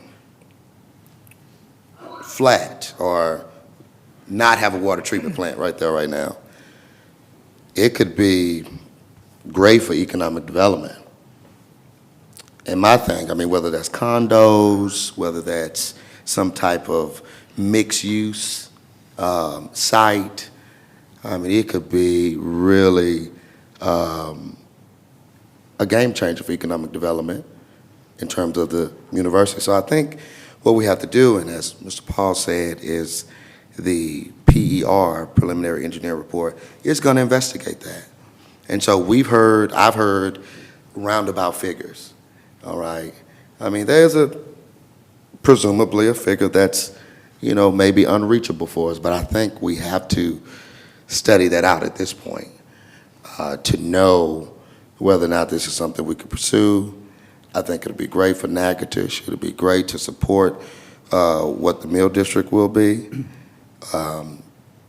Wonderful property on the other side of Chaplin's Lake, which is the other side. NSU is on the other side of there. These types of developments support your university in the long term and bring tax dollars to our city. So I agree with Randy and others from NSU. We got to at least take a look at it. And that's what that preliminary engineering report is going to help us to do, to make a solid decision about the path ahead. There's a lot of money out there right now, and there's a lot of more money coming. So I think if we... I just have one further question. Is this grant money we're putting up, is this money coming from the city? Can Ms. Molly answer that? Do we have the funds available? Ms. Bates, it would have to be money that we have at this point. The American Rescue Plan, we haven't received actual detailed what it will go for. Our plan would be to use it from that. But at this point, if y'all decided to do this, it would have to be a budget revision within one of our special funds, which we have the money to go from there. So that answers your question? So I guess where I'm at, we had a Plan A, which was to refurb 3 and do water plant 4 on site. And we knew, we've talked about it. I mean, I sat in on meetings with this in the past administration. I think Councilman Harrington sat in, and possibly Councilwoman at large Betty Smith. And we had a plan in place to do that, and then all of a sudden, everything changed. And, you know, this new engineering thing came up and all that, and I think the council, we have not been included in that. So the first I heard of this in writing was when the agenda came out. And I would have really appreciated being in the loop or somebody being in the loop. $200,000 is a lot of money. And there's a lot of question marks as to whether we can, whether we can't do plant 4 in a different site. My question is, what impact does that have on the consumer, and how much are the rates going to go up? We know they're going to go up, but if you go from a $25 million project to an $80 million project, what's the impact? I think that this is too much right in my face. Well, my concern is it comes down to the money, and is what Dale was saying. What you don't know. No, with the $200,000 spending now to do the research on a new plant that I don't think we need for 100 years, and that is going to cost us tens of millions of more dollars. And so why spend the $200,000 now when we're going to get an answer that we're probably still going to be in the same position? Either way, you're going to need to go after the $5 million. And we already were, yeah. If you build the plant where it is, or if you build it somewhere else. Yeah, all right? and we already were before they got on board. We already had meetings, and what was it, Schuler Engineering was already going for the $5 million. Well, we just kind of learned about this, and the state has put us on a timeline that some have said in this world a little bit unfair. We learned about it at the beginning of August, just a few weeks ago, and there's a September 24th deadline that we've got to meet. So the $200,000, if you look at some of the language the state put out, you'll be in a better position because it's grant money. So presumably somebody's not going to get it. We're going to need to do a PER anyway. So we'll be in a better position if we have that done already to get awarded those funds than people who are not, who don't have that preliminary engineering report. I'm just concerned of spending the $200,000 to build, to look at studying at building something that we don't need to spend the money to do. That's what I'm concerned about. Again, a part of this, from my understanding, is to give us that cost so we are informed. This is about, Paul said it, this is about us being informed, doing this work. I would like to just clarify that our work is to look at the existing plant and the initial estimates that were made on that plant to what would it take to make it reliable and expand that capacity. So we're going to relook at that, reevaluate that cost, and then we're going to compare it to the cost of the new. So really the decision will come down to what's that delta, and are there enough grants available to cover that delta? Will the rate studies cover that? So those are questions that we want to put you in a position to be able to answer. So just to clarify, we are looking at both the existing plant, what it would take to update or upgrade and rehab that versus a new plant. I don't know if that helps the conversation at all. Just always needed a hard number, and we haven't gotten a hard number on the new site yet. I think you got to have that to make a decision. So as he said, both scenarios are going to be examined out through this PR so we can make a decision. Now, obviously, you mentioned $80 million. Yeah, we couldn't. That's something that's out of our reach. But what if it's a much lower number than that? Is anyone here from Schuler? No. I don't think he's present. Is there an additional cost because where this $200,000 amount is coming from is off of the contract from Corolla, which I hope we have reviewed because it's written on their paper, so it's obviously going to be in their favor. Well, not with me sitting here in their favor. But I guess my question is, what about Mava Engineering? What's their cost? What is EGES's cost? And what is Schuler's cost? So, I mean, again, I think you guys served this thing up, and we haven't been included in the discussion. Well, here's the thing about it, Councilman. We don't get to make the deadlines, and I'm pretty sure we can't have, I had Councilman Harrington and Councilwoman at large at some meetings because we can't have 3 of y'all at meetings. No, that's true. So, that's true. and I'm pretty sure we've talked about. We changed engineering, the council was, we hadn't been involved. So, I hate that. I don't mind looking at moving the plant, but I think we were all in agreement that repair of 3 and 4 on the current site were the direction we were going. This is about looking, again, taking a professional look. It's just about advising us, man, as to what decision that should be made. If it's astronomical, we can't do it. But you're changing horses in the middle of the stream, and that's never a good idea. Because we did, 2 months ago probably, we were meeting regarding this and knew about the $5 million grant, and it was already going after that. We had meetings regarding that with Schuler. This has just been moving when the grant, I mean, who remembers, Matt, I don't know if you remember when the state made the grant live, who remembers that?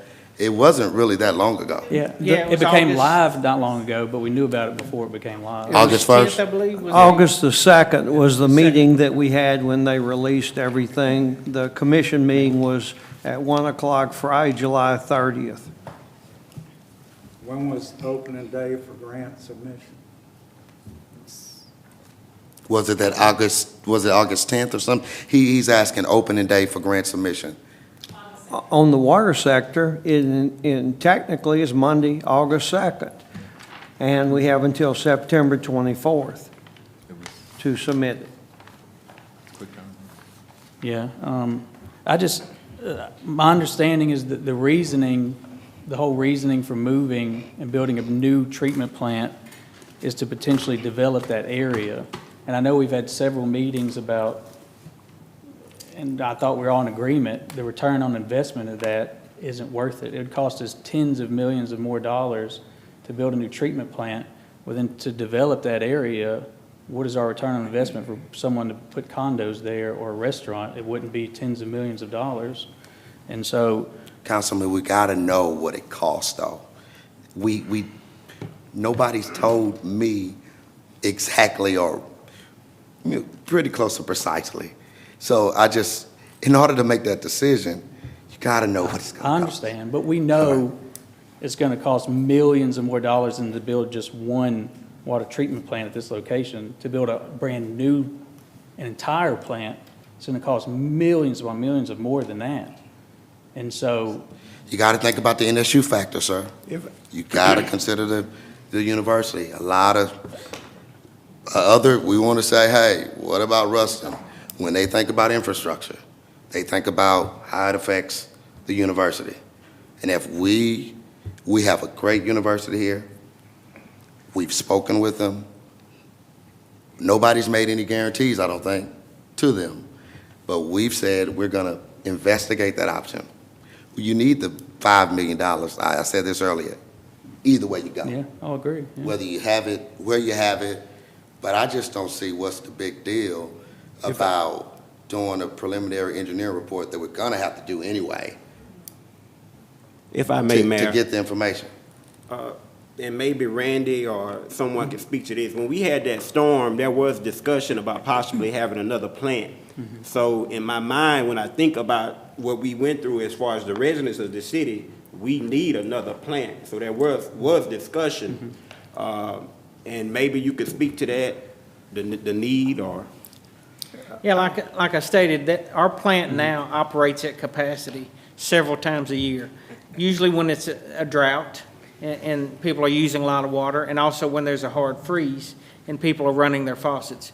Those times of years, we typically run at capacity, at 100% capacity. So when the winter storm came, we all know that parts of the city were out of water for 6 days. Now, having more capacity at the plant at that time probably would not have made that. We would have ran out of water anyway, but our recovery time after that would have been much, much shorter had we had extra capacity to produce water. I think there might be a confusion too, because we're calling both of them plants. but they're kind of two different things. When we're talking about building a plant number 4 at the current location, Right. that's a different thing than building an entire brand-new plant somewhere else. Is Yeah, that we correct? call them plants. They're actually treatment trains. One was built in 1960, 2 was built in 70, and 3 was built in 93. So that plant has been added on to 3 times. So we typically refer to them as plant 1, 2, and 3, but they're actually treatment train 1, 2, and 3 at our water plant. And we're in agreement, that's what we were talking about after the storm. The 4th one needs to be built. Like, we need that immediately. Like, that's what I was saying, we need it yesterday. Not just for, in case something like that happens again, but for economic development. Yeah. Anyone who wants to come to the city and they look to move to the city, we don't have the water capacity for them. So we need to, would you call it, not plant, would you call it? I want to use Treatment your term. train. Treatment train. The treatment train 3, we got to rehab. Treatment train 4, we need a new one. We got to build one. So that's what we're talking about. It's different than building a whole nother plant at another location. That's what, and that's another issue I have is staffing. Do we have enough staff, licensed personnel to run 2 locations at the same time? Not at this time. Yeah. That is something that is very Let me difficult to do. Find class 4 operators. Statewide, it's a problem. I think nationwide, it's a problem.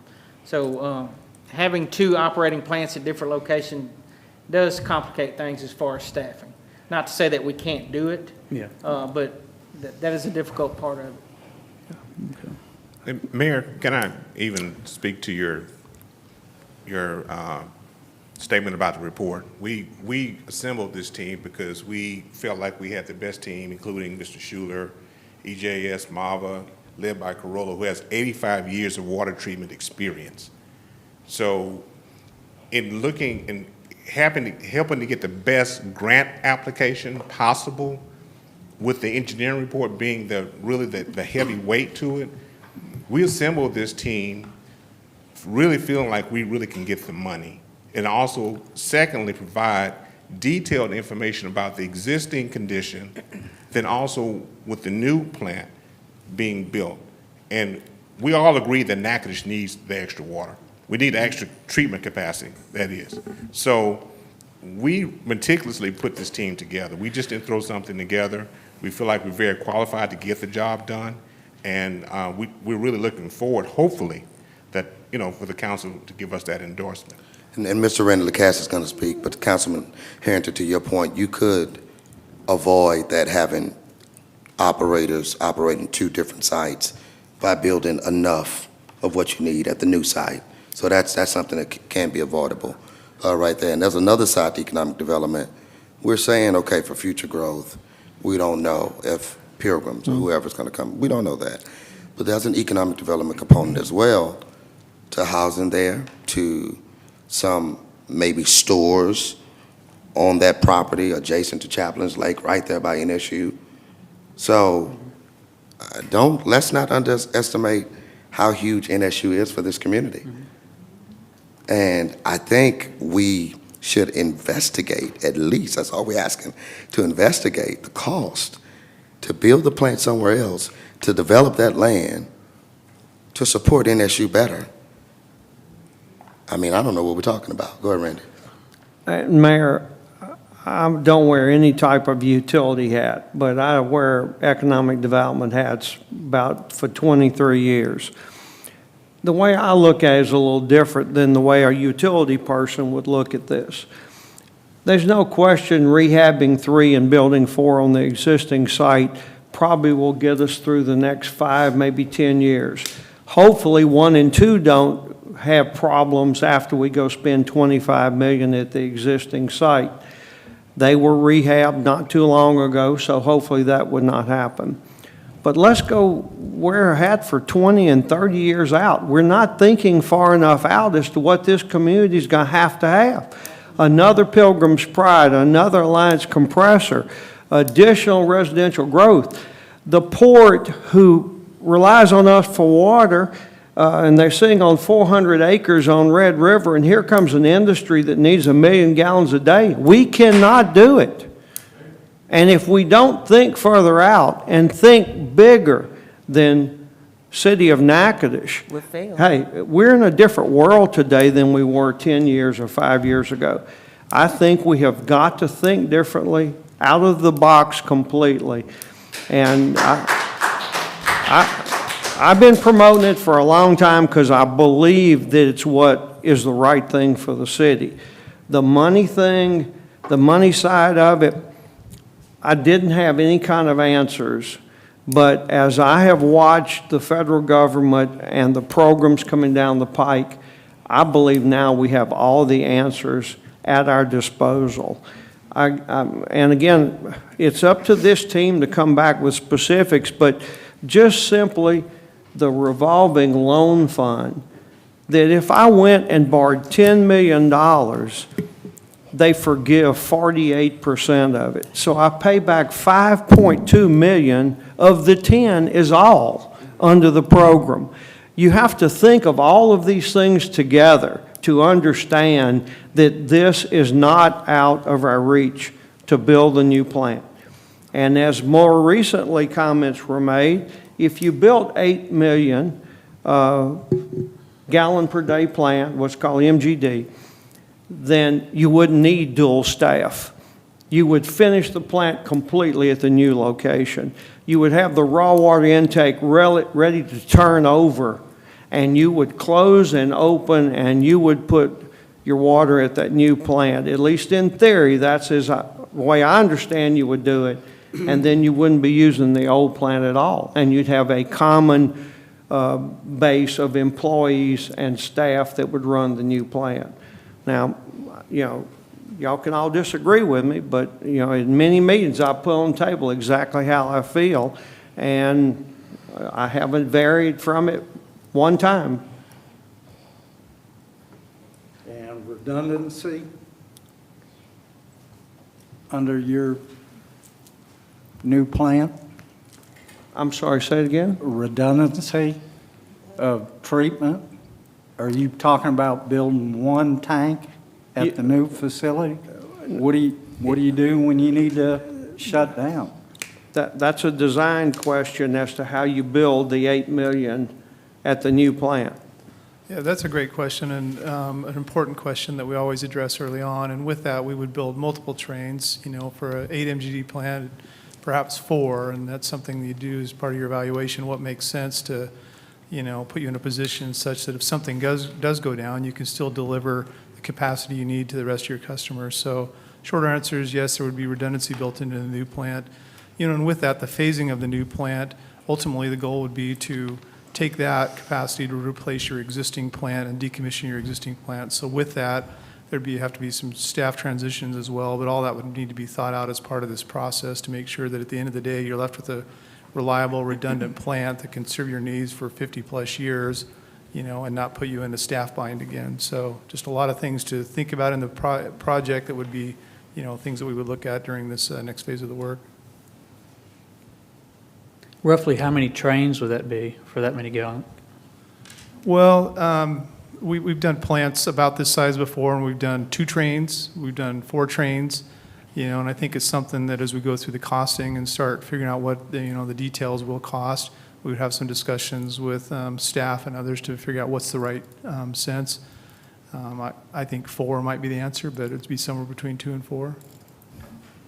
So that would put us at the same water capacity we're at if we added plant 4 at the existing site. Is that correct? That's a Matt question, I guess. Well, our capacity right now, our safe capacity is about 7.2. So we were talking about a plant 4, possibly 2 million gallons a day, possibly 3 million gallons a day, which would put us up around 10. That would give us some cushion. And that's at the current location. That's the current location, but we haven't got into the details enough to know if a new plant at a new location, should we go for 8, should we go for 9 or 10? Those discussions haven't been made yet. And there's ways to economically design that. For instance, say we design for 8 with the idea that we could come back later and uprate the capacity, say add plates or something to the basins. There's a lot of ways to build in capacity in the future that you don't have to invest in now, but you set yourselves up for the future. So those are things that we would look at. I just have a question. I haven't been saying anything, and I've just been listening. So, the 5 million, is that used for the study that we had previously? The 5 million? Randy, I believe the 5 million would be used towards construction, correct? I'm under the impression that if we were to be approved under the water sector grant, it can readily be combined with further grant applications and/or loans or even general fund or reserves. There's no limitation. You have to meet the requirements of the most stringent funding source that goes into the pool of money. So let's say you got an EDA grant for $5 million, and it has more stringent guidelines, then the entire process has to be administered under the more stringent guidelines. Okay, thank you. I just need to clarify that. Thank you so much. Council, have all your questions been answered? Yes, sir. Yes, do we need her to come to the, yeah, will you come, Ms. Carolyn, to the microphone? Mayor Williams, in my opinion, it seems like that this would be a great thing for the city of Natchitoches. You know, I think that you should always count the cost, know what you're dealing with. So I really think that this will be a benefit in that way to know where we need to go moving forward. Bottom line is we've got a deadline, hard deadline. It's already tight to make it, and we need to be able to move forward. May I ask a question? Yes, ma'am. Is this 200,000 just to investigate the new site? Or is it to evaluate the old site too? Yeah, it's going to be both included in it. Just to name you a few, breakdown total grant requests, completed preliminary engineering report, documentation of system violations. Am I reading the right thing? Co-development of financial strategy. So there's several things including this. Again, we're going to need the PER now or later. You can't get around it. But we think go ahead and do it now, put us in a better shape, because that's what the grant language says. Put you in a better shape to get grant funds if you got the things like the PER done. So. Well, I ask that we move forward with resolution number 77. I second. Okay. No more questions or comments, it seems. I got the public, any public comments or questions at this time about this particular topic with the water treatment plant? Yes, ma'am, can you? Or, well, I guess we're being in the room, so let's see. Yeah. Oh, she gave it back. My name's Carmela Parker, and I have a question. So for the old plan that you talked about, Councilman Nielsen, was there a PR done for that one already? Was there one that was done prior to this? Is that what you're referring to? We were already moving forward with. But was there one completed? We were in the process. So there wasn't one completed at this time? It was a different engineering firm. It was a different engineering firm, so that wasn't brought before the council at this time. So we don't know what the previous cost was, or what the cost was for the engineering firm. No, there were estimates. There were I think estimates. It was about 15 million. A little bit more than that, we think. And so that's for one train. So we're looking at building a new facility, offices, space, and possibly 4 more trains. And so my just issue is, I don't see that we need it. So why spend the 200 grand now to do that? So that's my opinion. Right, and so my other question is, so this PER, whether we went with that firm or this firm, it just needed to be completed regardless, is that correct? Yes. Don't know. So either way yes, it went, there we needed need to the be an preliminary engineering firm report. involved. One wasn't going to cost 200 grand. So that was your particular thing, but we don't know that, because, do you have the estimates for the first one? I don't. Oh, okay. Yes, we have cost estimates. Okay. But not a PER. But not that's what I was going with. Okay, thanks.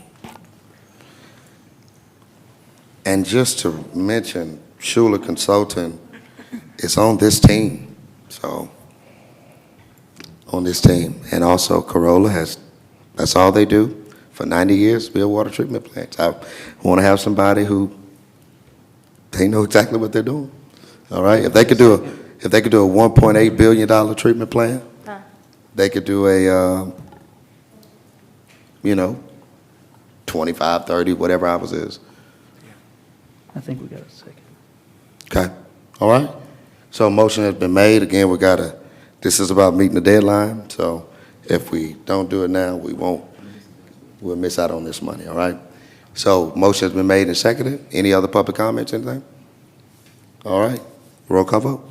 Yes. Eli, Yes. Nielsen, No. Smith, No.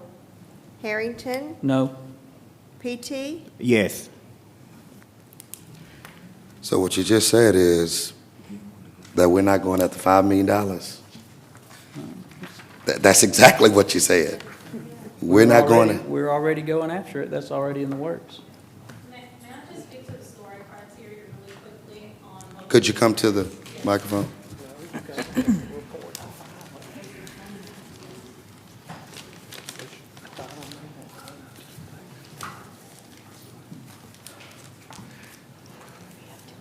In grant management and proposal management related to RFPs and any kind of funding that you're asking for, there is scoring criteria that you have to align your objectives with. One of the scoring criteria for this particular grant and the EDA grant that we're going to be applying for, another $5 million, by the way, requires a preliminary engineering report and a system improvement plan. If we do not provide this, we don't get those points associated with those components of this grant. So that means we score lower than other people who do provide it. Does that make sense? And so, yeah. So our next meeting is 13th. That's 11 days before the deadline. There's no way. This is just catastrophic, really. Okay, all right.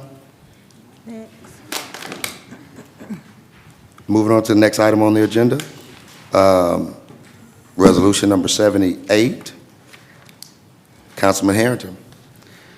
Resolution number 78 of 2021, a resolution of the City of Natchitoches, State of Louisiana, providing for the creation of a master plan for the economic development of the City of Natchitoches in cooperation with the Parish of Natchitoches, to the extent the parties are able to agree upon a cost-sharing structure for the implementation thereof, and providing for other matters in connection therewith. Okay, all right. This is master plan, something that's been discussed for some time, even predates me. We've done, we didn't just look at one proposal, but we took a trip to West Monroe to look at the Atlas Group proposal. So we've entertained several, and a group, kind of came to consensus to go with this particular firm, Tipton. They're building architects, but they've done work here, working on the Rock House now, Louisiana School building as well. I emailed you, council, some deliverables that they're going to give to us, and that may be in the legislation as well. As we see, it says very clearly for economic development, but basically what it does is it lays out a plan whereby we can grow some targeted specific areas that we could focus on as a city. We hadn't had a master plan, not even updated. We hadn't had anything since 1996. And once again, as with the previous piece, communities that have a university in it, they want to try to build infrastructure around it. But with this piece, communities that are trying to grow, they have a plan to do so. We're often compared to Ruston. I think we've got some things they don't have. They've got some things we don't have. One thing they do have is a master plan, and Tipton did it for them. So that's basically what we get. I love how they talk about a shared vision, it's comprehensive planning, and the good thing about this is it's a 12 to 14-month process, so all of the money doesn't have to be paid at once. There's a $150,000 fee, and most are about that range that we looked at. So I talked to Mrs. Tipton. It could be very flexible, and I shared that with Debbie as well about how that could be paid, whether it's quarterly or monthly, just whatever fits us. So it's pretty much what we got. You've got the information as well. So I don't know if you got any other questions or concerns.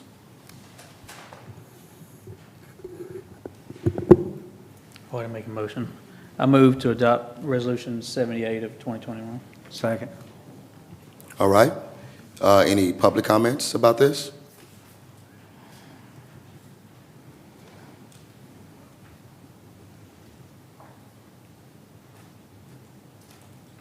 Please, sir, state your first and last name. My name is Charles McQueen. 40 years ago, I was active in community planning in West Virginia. And there was a big rush between HUD and all kinds of people to create master plans.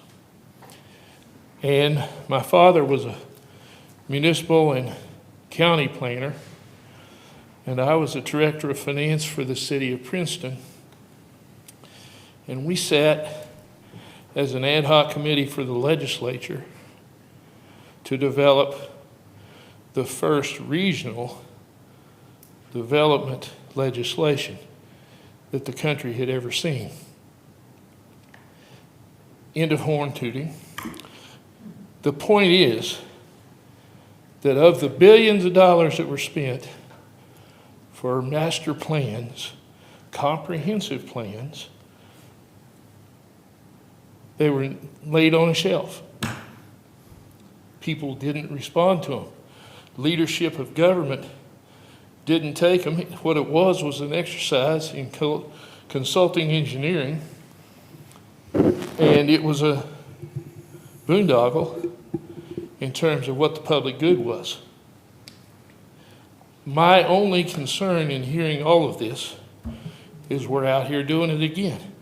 I've had a chance to discuss this in the street, and what you've had for a comprehensive plan in the past has pretty much laid on the shelf again. This isn't by a lecture to you, or this isn't about me trying to prove something, but you've put a lot of money into a lot of documentation that never gets referenced and never is called into reference for a priority list of what you're fixing to do. I think that this is a new age, and I'm certainly not contemporary with it. But at the same time, I hear the rhythm, and I sense that we're fixing to do something just about as intelligent as we used to do. I want you to be very cautious about it. I want you to be diligent in your supervision of it. I want these guys that you hire for what I think can be exorbitant fees many times, I want you to be getting their money's worth. And that's really what my point is tonight. I'm certainly not here chastising anybody, and I'm certainly not looking back on history in a negative light entirely. But, truth be told, there's an awful lot of investment that turns into silly real fast. I could walk into the county courthouse in Kanawha Valley, Kanawha County, and I could lift up, well, I couldn't lift them, they're too heavy, several copies of the county comprehensive plan. I can go into the city of Charleston, and I can go into the planning office, and I'd have to sweep the dust off of the municipal comprehensive plan. Let's don't do that again. Let's just don't let that happen again. And I'll say this, sir, I agree, Mr. McQueen, I agree wholeheartedly. We don't want this to be a plan to sit on the shelf. That's why some come back a few years later and update the plan that they had, making sure they're following what they said they will follow. And one thing I like about what Tipton has in their deliverables is that, yeah, they're going to give you a project. It's not going to be something just so lofty and out of reach. It's going to be something that's tailored to Natchitoches and show us different sources where we can go get some funding to do what is suggested and what is planned out in the master plan. So yeah, this one, as long as I'm mayor, will not sit on the shelf. We're going to use it to help to guide us. It's going to be a shared vision. They laid out in their deliverables as well that steering committee, we've looked at some of that. They're going to help us to draft, put that together. So yeah, this appreciate your remarks, but we won't I'm excited allow about this to it myself. sit back. I mean, I really am on your side in the matter. But what I'm really concerned about, I've been here only 2 meetings, and that's not fair. But I haven't seen an appropriation or a documentation referencing the comprehensive plan for any of the business you've done in the last 2 meetings. It would do my heart good if they said, this is because we need it, because we called it out in a comprehensive plan. And I think if you don't reference it when you put these things forward, I think the confidence in the public that you really need to support this will always be a mystery and pretty elusive. Well, we articulated, sir, and like I said, those steering committee meetings are going to I'm not trying to make trouble. I'm just passing through. But I want you to know, I've been there and seen it. And kids, this ain't working the way you did it always before. Yep. Thank you, sir. Okay. All right, I think we've had a motion and a second. Any other comments, council? Okay, roll call vote. Eli, Yes. Nelson, Yes. Smith, Yes. Harrington, Yes. PT. Yes. All right, the next item on the agenda is just an update from Merchant Mcintyre and Associates, and we already have had a couple hearings on the raise grant that we applied for. We'll know something back November 22nd, I think is the date for that. That's a $23 million grant. That grant opportunity we're currently looking at, I think it's a EDA grant that we were on a call with last week, had a few people from tourism there. And with what's going on at the depot, I think there's a fabulous opportunity to get some money to redevelop some property that's around there to kind of tie in. And there was a lot of fascination today with the depot, with the steam engine coming in. That was really, drew a lot of people over there. So just so many grant opportunities out there. And what I sent to you this morning, Council, I've received this on Thursday, and this is not money that's out there. We're talking about American Rescue Plan money, where EDA has been shot with steroids and economic adjustment in these different areas that have been shot through the American Rescue Plan money back a few months ago. This is what I sent you earlier, is the bipartisan infrastructure bill that already passed through the Senate, pretty much guaranteed to pass through the House. 1.1 trillion, 550 billion, if I'm understanding this correctly, is going to be specifically tied to infrastructure. And I noted in the email that I sent to you, if you would pay attention, there's a consistent theme, competitive grant program that comes up.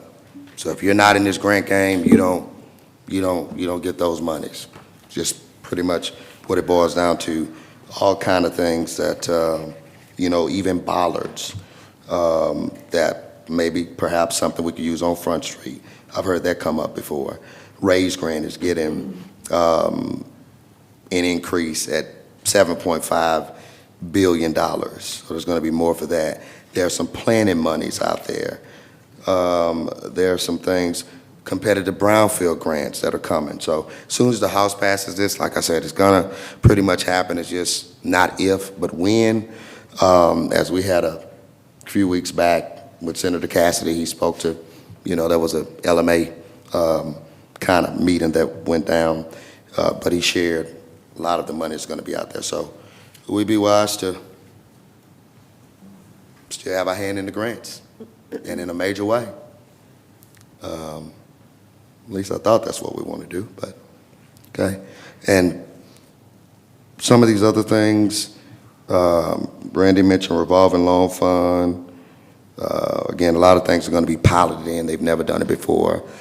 I've heard people say once in a lifetime opportunity. It truly is in terms of the grant opportunities that are out there. So I wanted to give you all an update because, Councilman, I think you asked for it and wanted to provide it.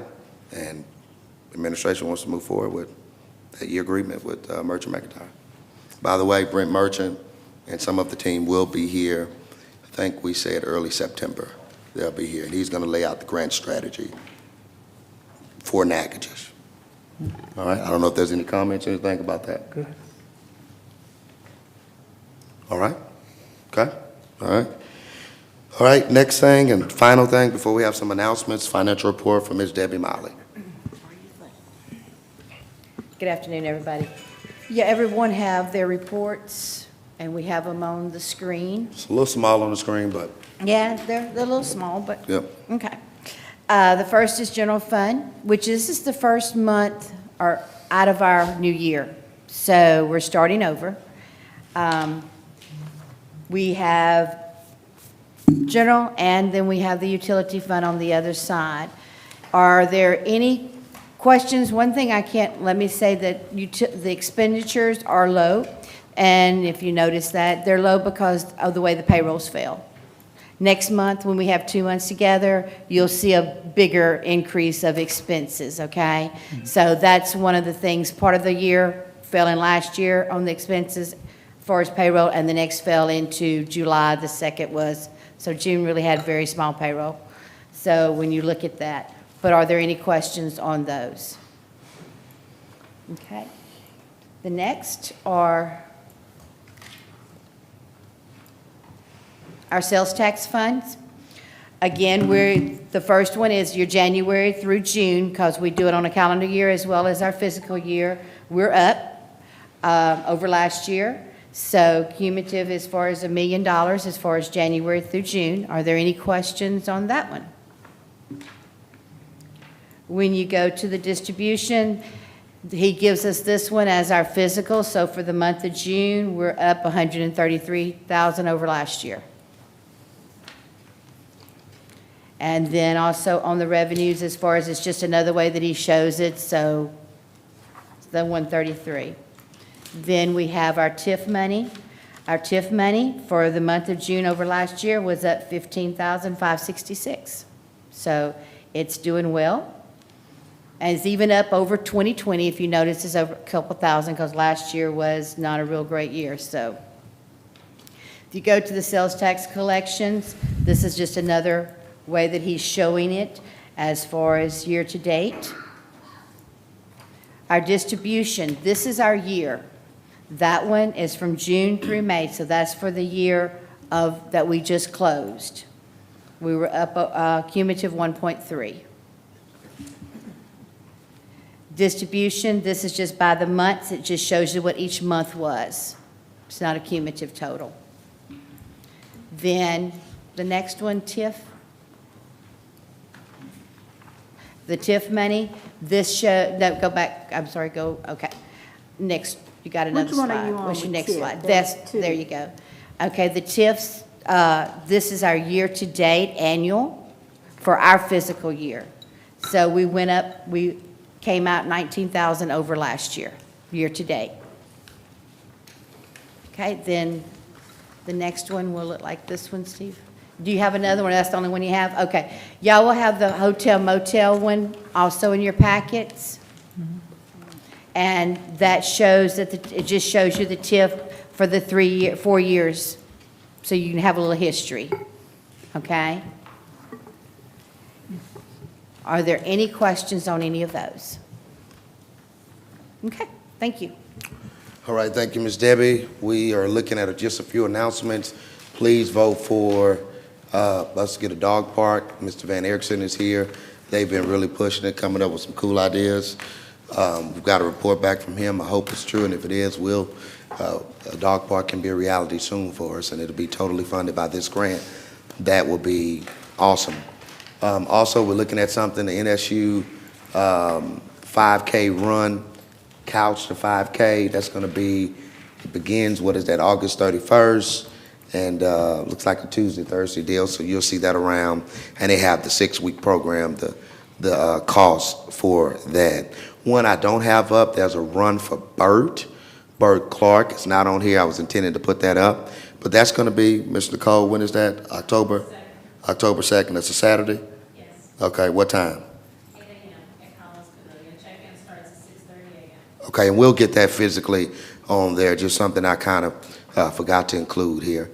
And we see the Kiwanis, so there's a lot of opportunities to run, folks. So the Kiwanis, they got a 5K color run, so there's no excuse as to why you're not dropping some of this stuff off you. So there's a run there on, what is that? Am I looking at it? Oh, October 9th, Saturday. So there's several things coming up with that. We encourage everybody to join Regroup. That's where we send out notifications about emergencies and other just notifications that may not be emergencies, but we kind of think you need to know.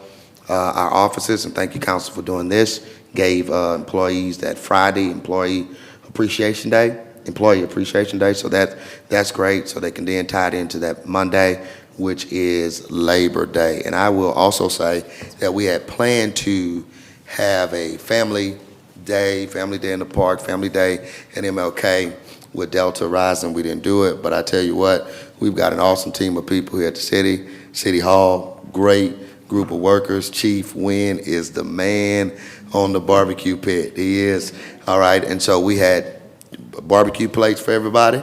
I think everybody's fed. We got so many good compliments coming in. Food was absolutely delicious. And I just really want to take my hat off to people like Stacy and Ned. I think pretty much Debbie, pretty much everybody in City Hall, right? Everybody at City Hall chipped in to get the place done. Chief Wynn and his team, again, you talking about beautiful chicken. Not only that, it was tasty. So really appreciate you all for what you're doing. Come on, y'all give them. I just want to, even if y'all don't, I'll give it. Yes, ma'am. Do you want to mention the people that made the donations? Yeah, let's do that. Stacy, you know them. You want to? Okay, we know McAllister's Deli. They gave something, right? They gave potato salad, some cookies, right? All right, and some tea. Sodexo gave cookies. Okay. Oh, Sodexo gave the cookies. Yes. Okay. Sodexo. We had Pilgrims donated chicken. We had the sausage donated by Regional Construction. What else did we have? Angela Lazion's donated some baked beans, and we ran out, so she fried some okra for us. Wow, that's awesome. It's really cool. I mean, everything was just absolutely delicious, and we really appreciate that. Here's what I'll do. I am a bit disappointed tonight that council did not pass resolution number 77. It means we don't go after free money, and that's not good for the city of Natchitoches. I would implore the council to consider a special call meeting that we didn't have to have, except the vote went the way it did. We need to do this for Natchitoches, folks. So we cannot miss out on any money that we're going to need it, whether we build where we are, build somewhere else. So if there are any questions, Councilman Nielsen, I'll take a 2-hour meeting with you, whatever you need. All right? Any questions you got, you want to tour the plant, we could do all that. But for the city of Natchitoches, this ain't about me, but for the city of Natchitoches, we need to reconsider this before September 13th, and really like this week. I agree. All right? Okay. Mayor, I have 2 announcements I would like to make, please.